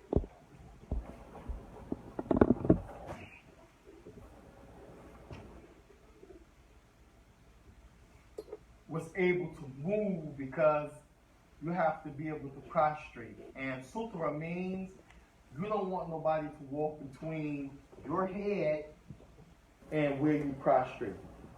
If you're prostrating, you prostrate and the baby run like this between you and the wall. Or the cat run between you and the wall. Or the sheep run between you and the wall. For some people, I hate to say it, but I got to, the dog run between you and the wall. Because Muslims be having dogs. Don't feel offended. Muslims love dogs. Then the Prophet ﷺ did not like that, because this is like somebody interfering with you in your salah. So the Prophet would have something between him and where he's going to prostrate. Whatever walks on the other side of your head and that object, no problem. But if it walks between your head and where you're prostrating, that's a problem. So that's the meaning of sutra. Something, satra, makan, sajda, bainaka wa baina, yani ashya. Something is going to protect between your prostration place and other things that may move like this. Which shows you the next thing, no one should be moving in front of you while you're praying. If they do, you should have something so they can go on the other side of that thing and not directly between you and where you're going to prostrate, or in front of you and the area where you're going to prostrate your face. Bye-bye. وكان صلى الله عليه وسلم يقف قريبا من السترة فكان بينه وبين الجدار 3 أذرع. Now, the Prophet would leave enough room between him and whatever he's going to pray towards, so that nothing can just go in front of him. At least 3 arm lengths. Everybody's arm length is going to be different depending on how long or short your arm. So from your elbow to the tip of your finger, 3 times, that's the width that the Prophet would be between him and where he's going to prostrate, between him and that thing that's considered the sutra, the thing that you put the mark where you're going to prostrate. وبين موضع سجوده والجدار ممر شاة. And he will have enough room between him and the wall, another narration, for a sheep to go between him. So to show you that sometimes you may draw closer, because if you have a kid, a child that may run, you need to be close so you can stop the kid. But if you're back 3 arm lengths, the kid, and your whole salah is long. But if you're close up to the wall, enough room to keep a sheep going between you and where you're going to prostrate, then you can tell the kid, stop him, direct him to go around like this.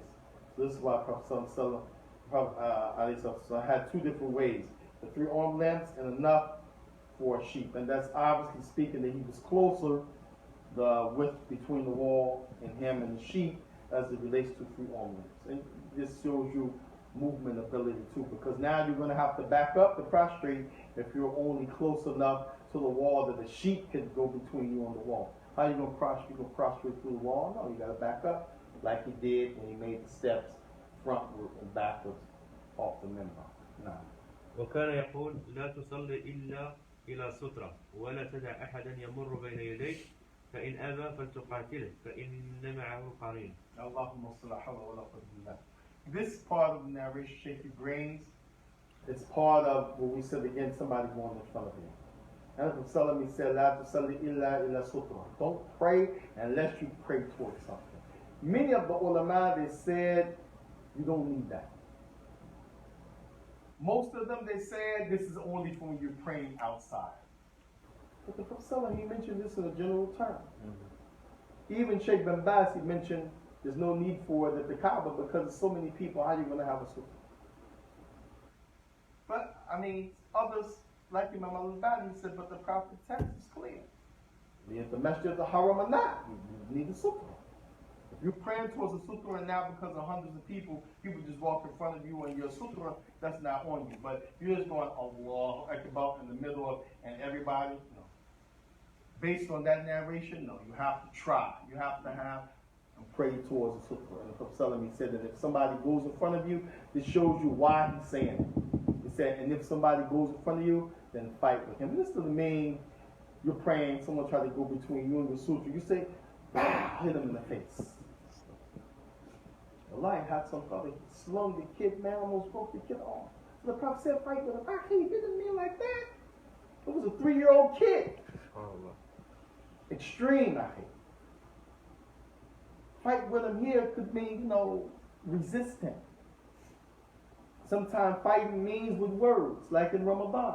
Something called it any one of you is fought against, meaning with words. But when he saw him, said, I'm fasting. Different ways you understand fight with him. Something means, stab him, bust him in the face, just get out the salat. What you doing? I mean like that. I mean resistant, So that person keeps, and one narration she said 3 times, fight with him, fight with him, fight with him. After the 3rd time, Prophet said, one narration she said, prevent him. Prevent him 3 times. Said after the 3rd time, fight with him. So you got 1 narration, 2 narrations, 3. You got to bring all the narrations.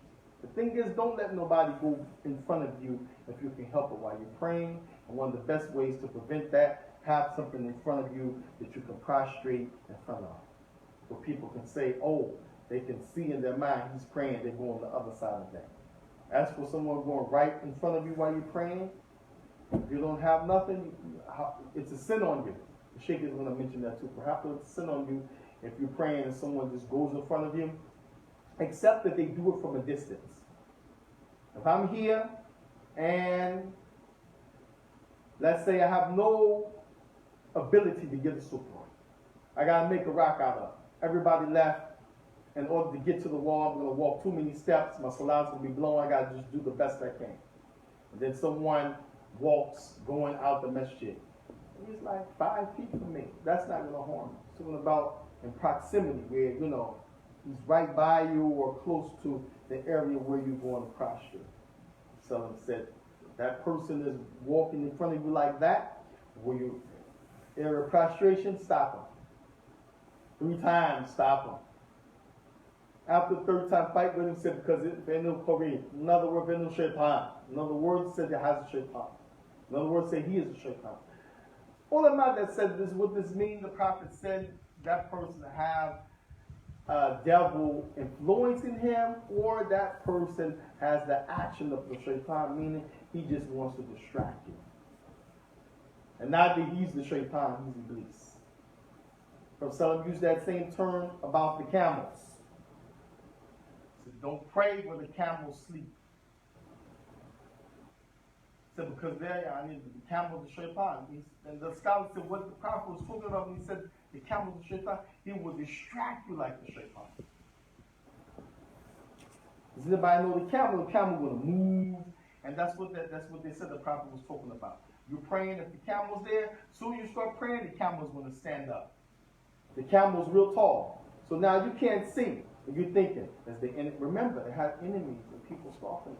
The camel standing, you can't see the whole salat. And somebody coming around there with a sword, and somebody, the enemy, you can't see what's in front of you.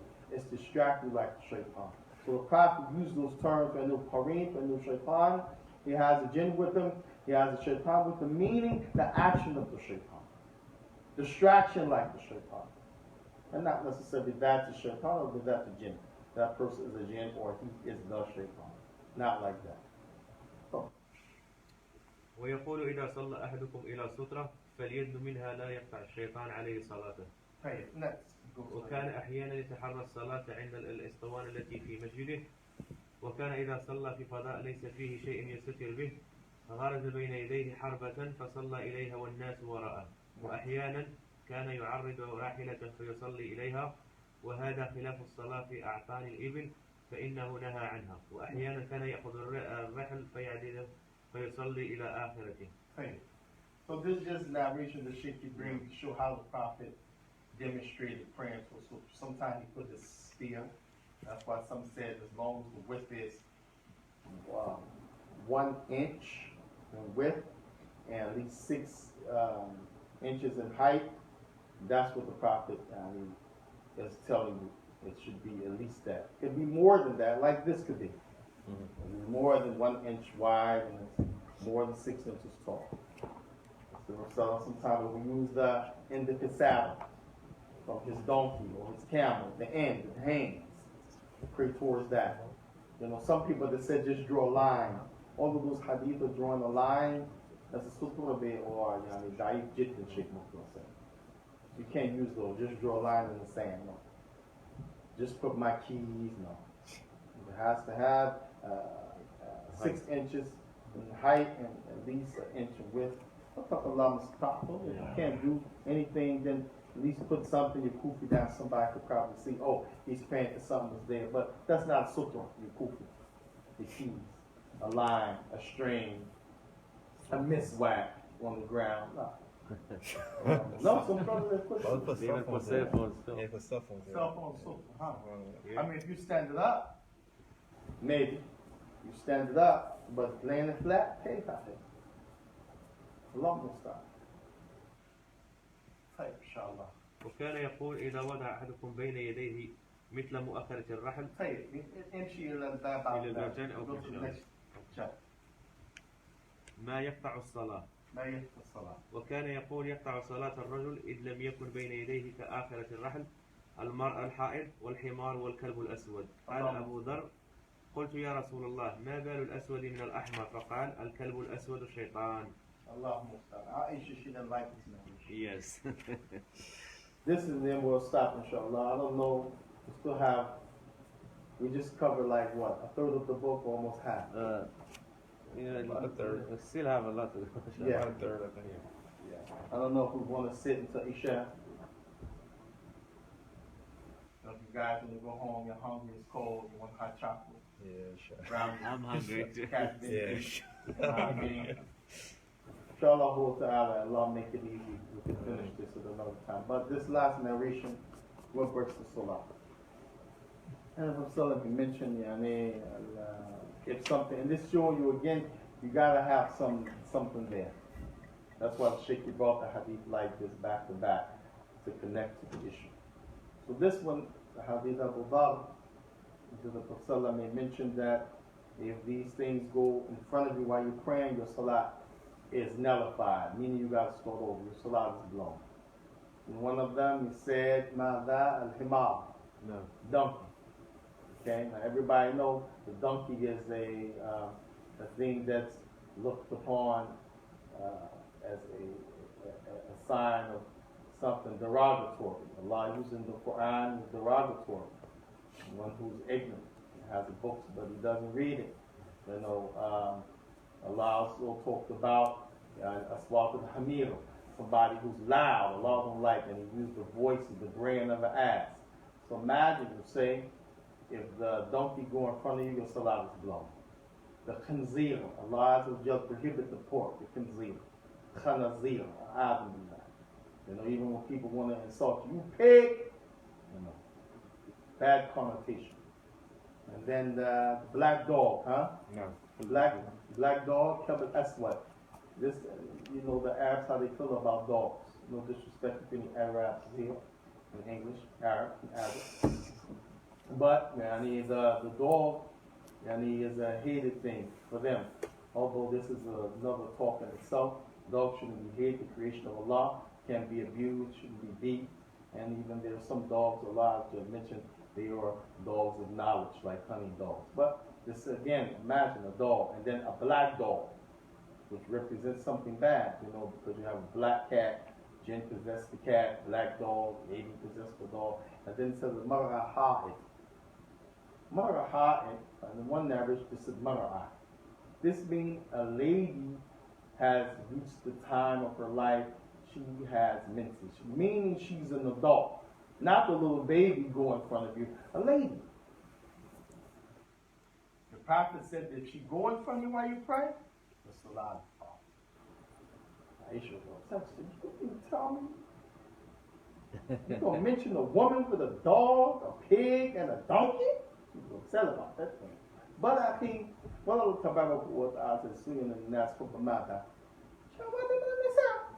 Allah mentioned a stream of things that's a fitna for a man. But the first thing he mentioned was the love for women. So imagine you praying. Lady walk in front of you. It could be your own wife. It's a distraction. It could be your mother, your aunt, your daughter. It's a distraction. And then some scholars said one of the meanings could mean, if they're on their menses. But most scholars said this just means they reach, they're not little anymore, they have womanhood. But some even go as far as to say that, the Prophet meant that she's on her menses. So a lady could walk in front of you, and just that moment, it's coming down. She don't have to pray no more. So this, it just shows you the importance of praying the way the Prophet ﷺ taught us. Not everybody agrees with some of the things, positions, there's difference of opinion as it relates to do you have to have a sutra or not? Is it wajib? Is it an obligation? Is it mustahab? Do you do it inside? Do you do it outside only?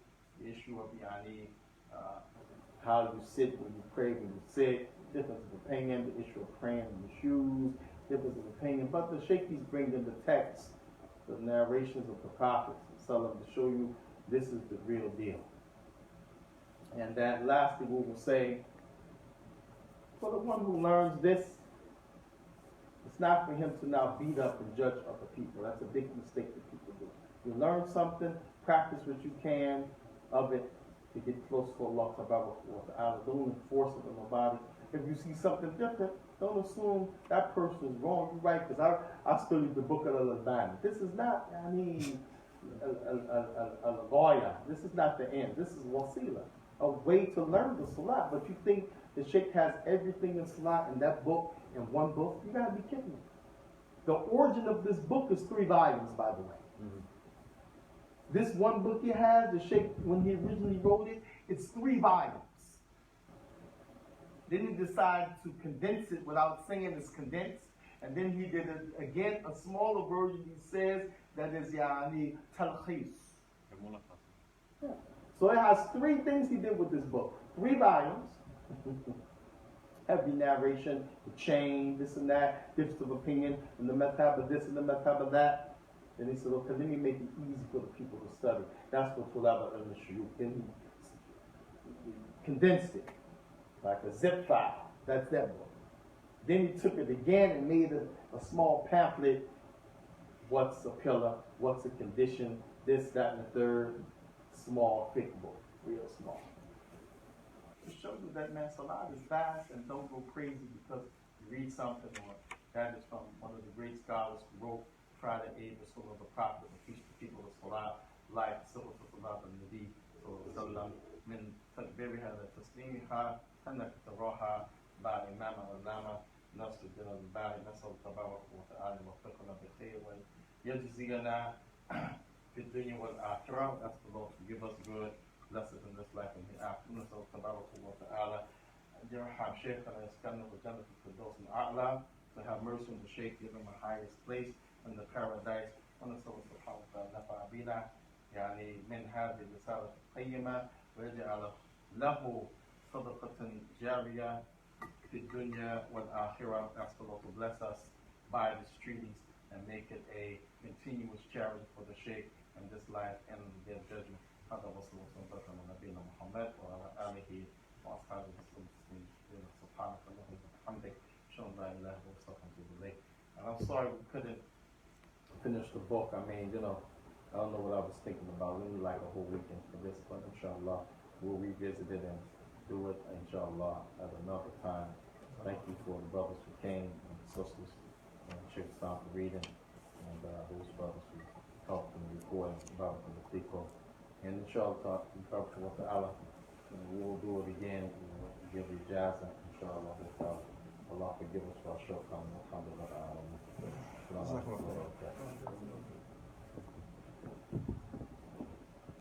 Questions? Where's the food? That's the question, right? I want some chicken. Any questions? I mean, we got a few minutes before the moment, right? Yeah. How much time? Maybe like 12 minutes? Like 10 minutes. So. Yeah. So any questions? I know somebody got some questions. It's a hot book, a hot topic. Some people don't like them. You know what I mean? Things you never heard before you heard today. Alhamdulillah.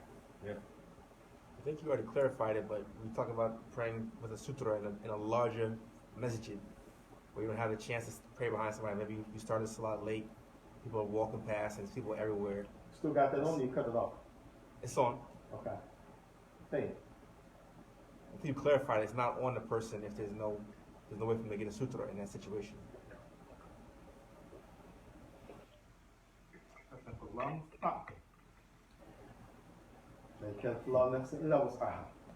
You do the best you can. This is the meaning of fattaqullaha wastata'tum. Fear Allah to the best of your ability. Meaning you do what you can to whatever is allowed for you. And Allah is not going to punish you for something that's out of your scope.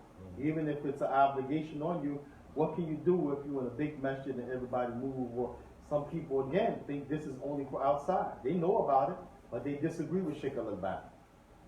They say, yeah, that's what he said, but my madhab or my Shaykh, or I was taught, or the way I see it, you know. That's why a lot of people, they have something with them, so when that goes down, they can put it in front of them. A little bag, a little briefcase, or whatever. But you know, people step and knock that over. Almost not. And you know, sometimes you'll find people put their books. I'll move the book. They're making the book like the mushaf. It's sacred. It shouldn't be on the ground. That was my sutra. What are you doing? So Allah musta'an. Allah make it easy. Do the best you can. Allah musta'an. Shaykh. Shaykh Ya Umar. When you mentioned a black dog, does that include a black cat or any other? That hadith the Prophet mentioned kalb aswad. Amma kalb aswad. Wallah, we can't say that it breaks it. We need the text. Yeah, we need the text. He mentioned mar'ah, lady, ha'id. So that means she's reached the age of she's a young lady. Walk in front of you. Khalas, salat. Bathroom. Pig. I don't know, some Muslims raising pigs, so almost the you got the zoo. You know, Allah musta'an. Himar. Let's be in the woods or in Egypt or back in, I don't know, those countries are using. You're gonna have no donkey here, you know. And then you got the last but not least, what? Tabaswa. So, Allahu Akbar. Ishay man. That's Shay. Nothing. Wow. It's about you. لا أنوار مش موجود.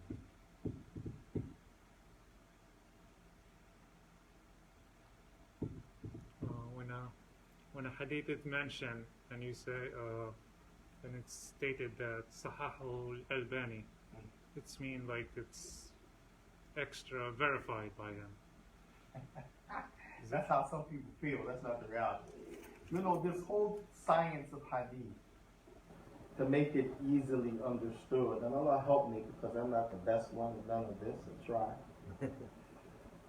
It's a situation where you have something that either is unanimously, everybody's going to say it's sahih. Everybody's going to say it's sahih, meaning that it's good. It's verified. The Prophet said it. That's the top level, sahih. Then you have below that hasan. Everybody's going to say it's hasan. Everybody's going to say it's not hasan. It's da'if. You either have sahih, hasan. Those two high grades.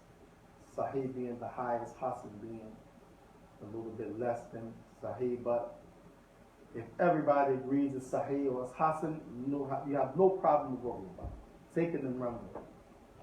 But suppose there's a hadith, some ulama said da'if. It's not sahih, it's not the top grade, it's not hasan, the second grade. It's everything after hasan, unreliable. You can't use it. 70% unreliable, 60% unreliable, 50, 40, 30, 10%, 20%, whatever. Then those type of hadith sahih or sahahahu, he deems it to be sahih, as a clear indication somebody else deems it to be da'if. So when they say sahahahu, he judged it, he deems it, he says that it is based on a set of circumstances and looking at other hadith, collateral texts, the end result, I'm saying it's sahih. Based on these other narrations, it has to be. Somebody else, da'afahu. He says based on the origin of its da'if. The other hadith were really, really, really liars and this and that. Can't co-sign it with those. Da'afahu. All those hadith, sahahahu, he deems it. Da'afahu, he deems it. Sahih da'if. It's a 50-50, 40-60. It's a chance that it could be right or wrong. Based on the knowledge, based on the rules that the scholars of hadith set uphold. What happened with Imam al-Albani is that his research was so extensive. In our time, nobody researched and gave a service to hadith like him, that even when he's wrong, people respect him and they might say, okay, Shaykh al-Albani deems it to be sahih, and they may leave it alone. Others might say Shaykh al-Albani deems it to be sahih, but he's wrong.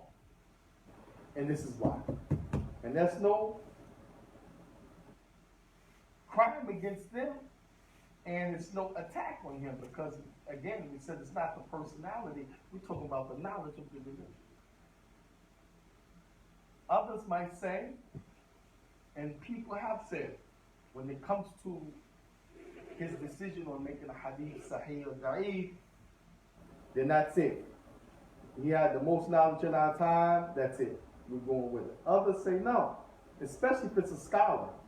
They have the right to say, I don't feel comfortable with his judgment on that, because they're a scholar and they see he made a mistake here. Or he may have some terminologies that are different from the terminologies of the people of hadith of the past. And scholars stuck to the weight and the terminologies of the people of the past. Now they're going to disagree with him because he has a slightly different terminology as it relates to certain things that the people of the past didn't view that to be the terminology. Based on his knowledge, you see, this means this and this means that. You know, so it's not like if he says it's sahih, it has to be. No, a lot of times he says it's sahih. Shaykh Mukbil said da'if. And then the Shaykh explained why. He said, you made a mistake. You made a mistake. I give an example. One Shaykh, Muhammad ibn Adam in Ethiopia. He He just died not long ago. Great big scholar of hadith in Ethiopia. He's from the ulama of Mecca. Worked in Mecca, Ethiopia. His sheikh just died, Muhammad Amin Harara. He lived to be 100 in Ethiopia. So Sheikh Muhammad ibn Adam went to see Sheikh Mukbil when he was sick, dying. He was in Jeddah, about a half hour from Mecca, and the Sheikh went to see him. Sheikh Muhammad ibn Adam, a big scholar of hadith. This was the way of Sheikh Mukbil. Even though he's sick, even though he's on his deathbed, he's going to preach you, he's going to ask you about a hadith.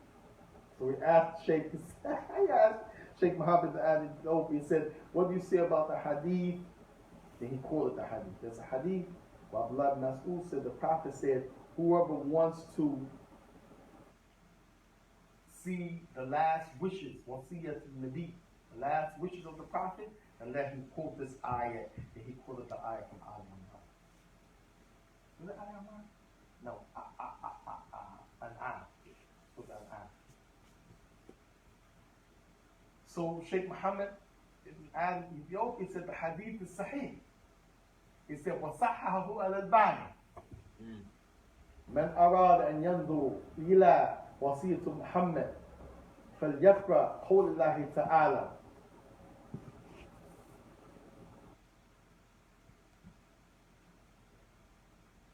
He quoted the ayah of Allah. So Sheikh Al-Bani said the hadith is sahih. Muhammad ibn Adam Ethiopia said it's sahih. Sheikh Mukbil, he said, أخطأت وأخطأ Imam al-Albani. He said, both of y'all made a mistake. And so, Muhammad ibn Adam Ethiopia, he went in detail why he thought it was sahih and why al-Albani said it was sahih. It was a person in the chain. But that person in the chain was the wrong person. Like you got Umar ibn Abdullah, something. Umar ibn Abdullah. They both have the same name, but there's a detail that shows you this is not the right person. So Sheikh Mukbil, he quoted Imam al-Tirmidhi saying this person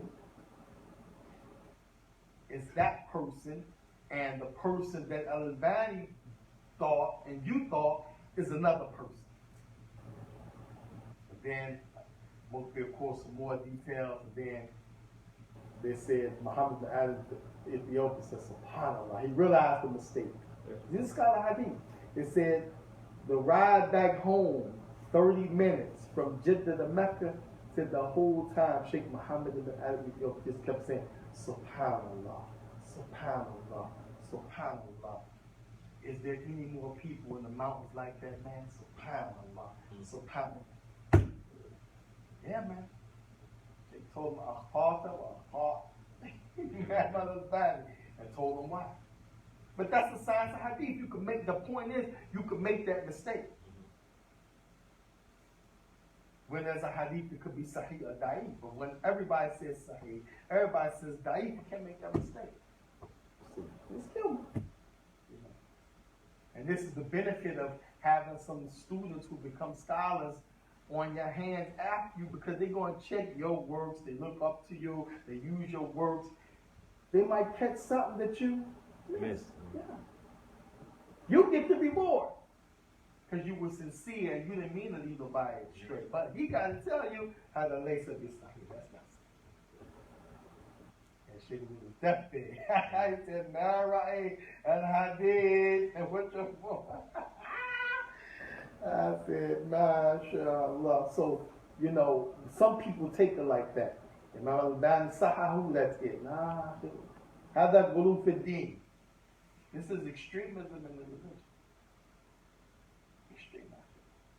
As Imam Malik said, kullu yani yuqab anha ma da'ba. Everybody said it could be accepted or rejected. He said accepted as long as I have a couple. Going the proper way, accept that name. And that's even in the science of hadith, because you giving a verdict on the hadith.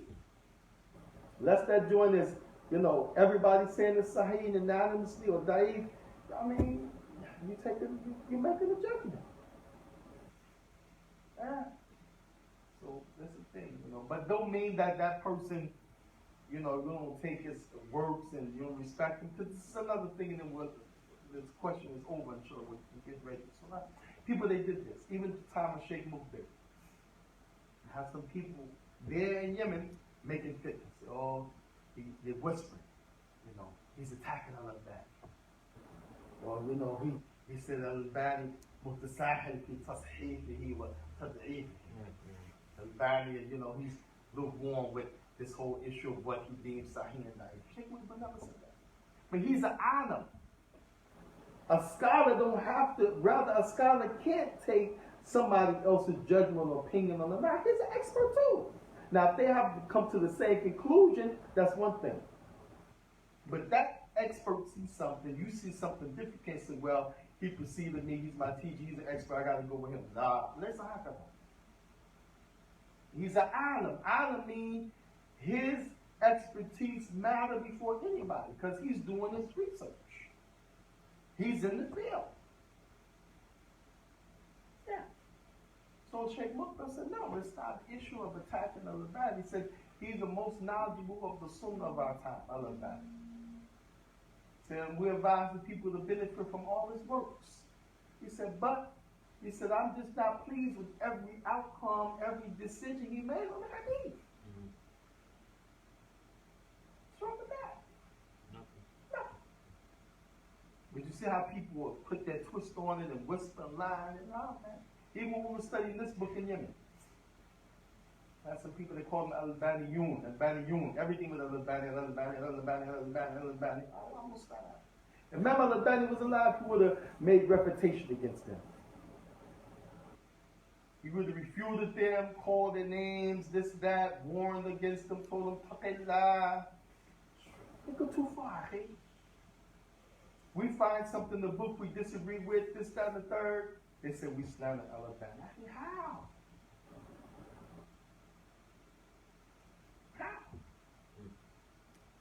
Many of the hadith in that book, people, Ibn Hajar Asqalani, he was Amir al-Mu'mineen Hadith Asri.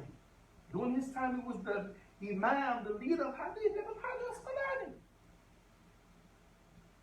Ibn Hajar da'afahu al-Ban sahahu. Ibn Hajar says da'if, al-Ban says sahih. Which one are you going to go with? I'm going to go with al-Ban of Ibn Hajar, unless it's really clear. Just like we're going with Al-Albani over Imam Bukhari Muslim. If it's real clear, they made a mistake, yeah. But, I mean, just because it's Al-Albani, no. Same thing they said about him. He attacked Bukhari Muslim, said Bukhari doesn't have all Sahih. Ahid.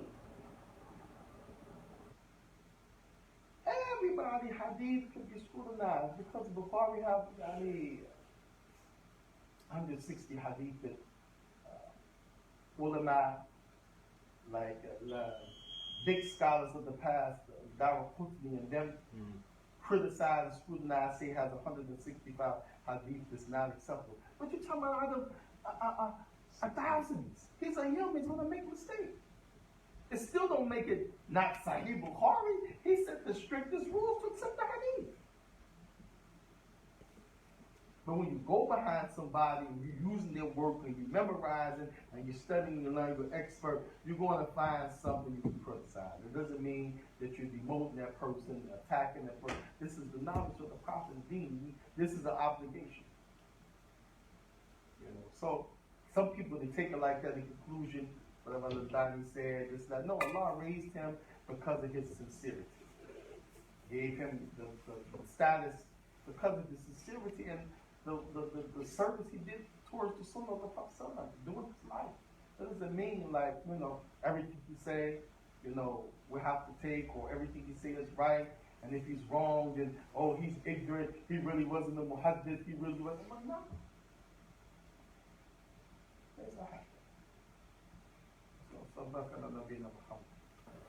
To your point, Shaykh. So there's a hadith that it's da'if. Left. Ibn Hajar al-Asqalani da'af hadith, Imam al-Albani sahih hadith. For a muqallid like me, how I'm gonna distinguish between is this da'if or sahih? You don't.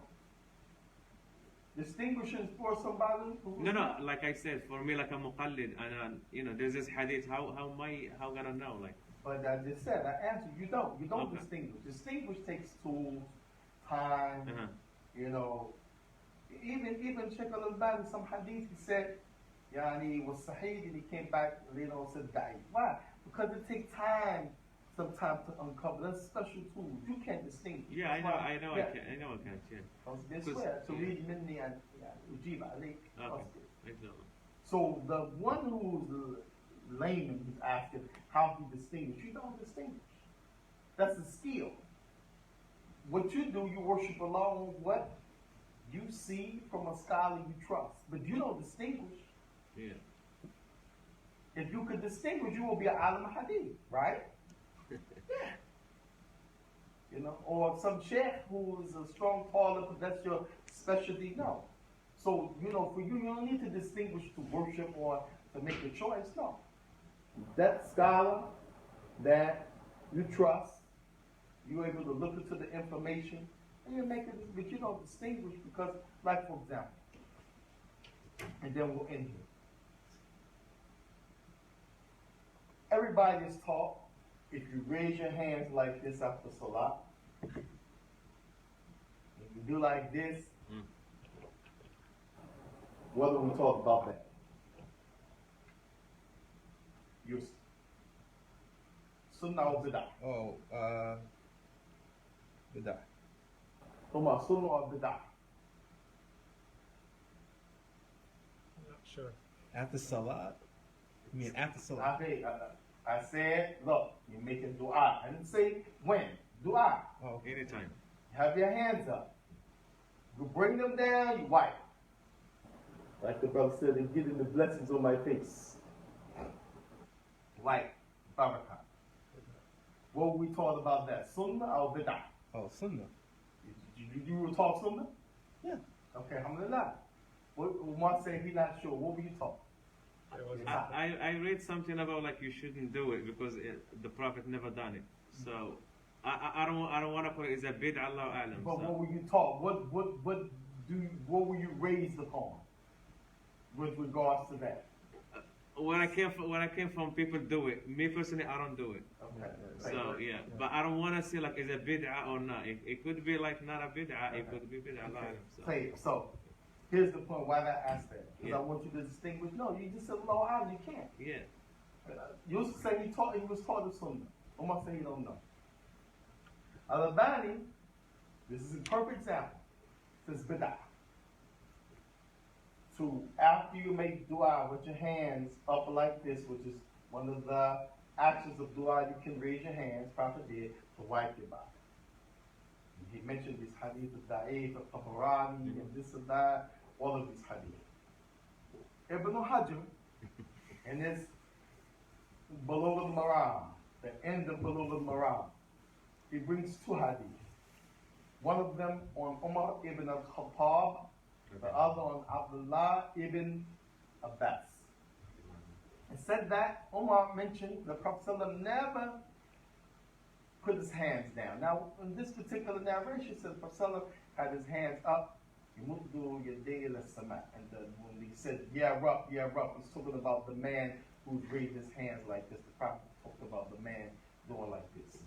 On the minbar, the Prophet ﷺ, man, he came, said, we need rain. The animals, everything is dying. They said the Prophet raised his hands, like that man raised his hands and said, oh Allah. But Allah said, how I'm going to answer him? His food is haram, his drink is. The Prophet raised his hands like that on the minbar. They said, when he made dua, the clouds came in and answered immediately, and it rained for 7 days. You know, the Prophet raised his hands.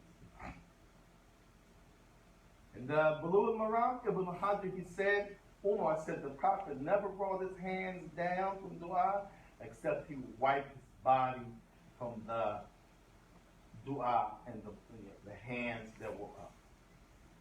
And then he said there's another hadith, Ibn Abbas said that. So although Ibn Hajar said the hadith of Umar is da'if, because there's another hadith where Ibn Abbas said it, he said it's Hasan. Because you got two narrations that da'if together, put them together makes it okay because one co-signed the other. No. The Shaykh al-Albani said, no, it's da'if. Ibn Uthaymeen, he was asked about this. He said, this is an alim, Ibn Uthaymeen, Faqih, Ibn Uthaymeen. He said, I'm not going to say don't do it, and I'm not going to say do it. Yeah. He said, because Ibn Hajar, he's the Mu'minin Hadith Asr. He's the leading Imam of Hadith in his time. And he used the principle from Hadith to make a Hadith sound if it's da'if and there's no liars in the chain. You can use two Hadith that have some problems in the chain, put them together, it becomes okay. He said, so who am I to tell you don't do it, but I'm not going to tell you to do why? Because obviously speaking, Ibn Uthaymeen disagrees. In fact, he's not going to tell you to do it, but because Ibn Hajar, who he was, and the type of science, and he was the big scholar of his time, out of respect, and he has a principle from the principles of Hadith, all of the scholars usually agree upon. What are you going to say if Ibn Hajar said it's Hasan? Shaykh al-Islam Ibn Taymiyyah, on the other hand, said bid'ah. Straightforward. Bid'ah, straightforward. Bid'ah. He said you can't use a hadith that's da'if for ibadah. And that's ibadah. Both of them da'if. So, I mean, when we talk about this issue, then you got to know how to move with the text. If you're around people that they ain't tripping, and you want to do that in the masjid, do it. It was a Hajar said. You're around people that super, Akhi al-Albani said, don't do it. You want to make a problem for yourself. You want to do it at home. Nobody see you. If you really believe that hadith is Hasan, Ibn Hajar said that Umar and Ibn Abbas hadith together makes it Hasan. You believe he made a mistake, he gets one reward. Like Sheikh Mukbil said, you, Muhammad bin Adam, and Sheikh al-Albani, both y'all wrong. Or you got your proof? But that's an alim that can do that. The normal everyday worshiper, his job is he learns something, he worship Allah. He don't pass it to nobody, he don't correct nobody, he don't look at nobody sideways, that's the limit. Only the scholar has the right, and even him, he can't force somebody else to take something that he sees. It's a big problem we have today. When it's 100% clear, that's another issue. But something that could be, it could not be. Me personally, Ibn Hajar said it's Hasan, but me, I see that it's not Hasan. Because the level of weakness in those two hadiths. And that's based on what Imam Ibn Kathir said.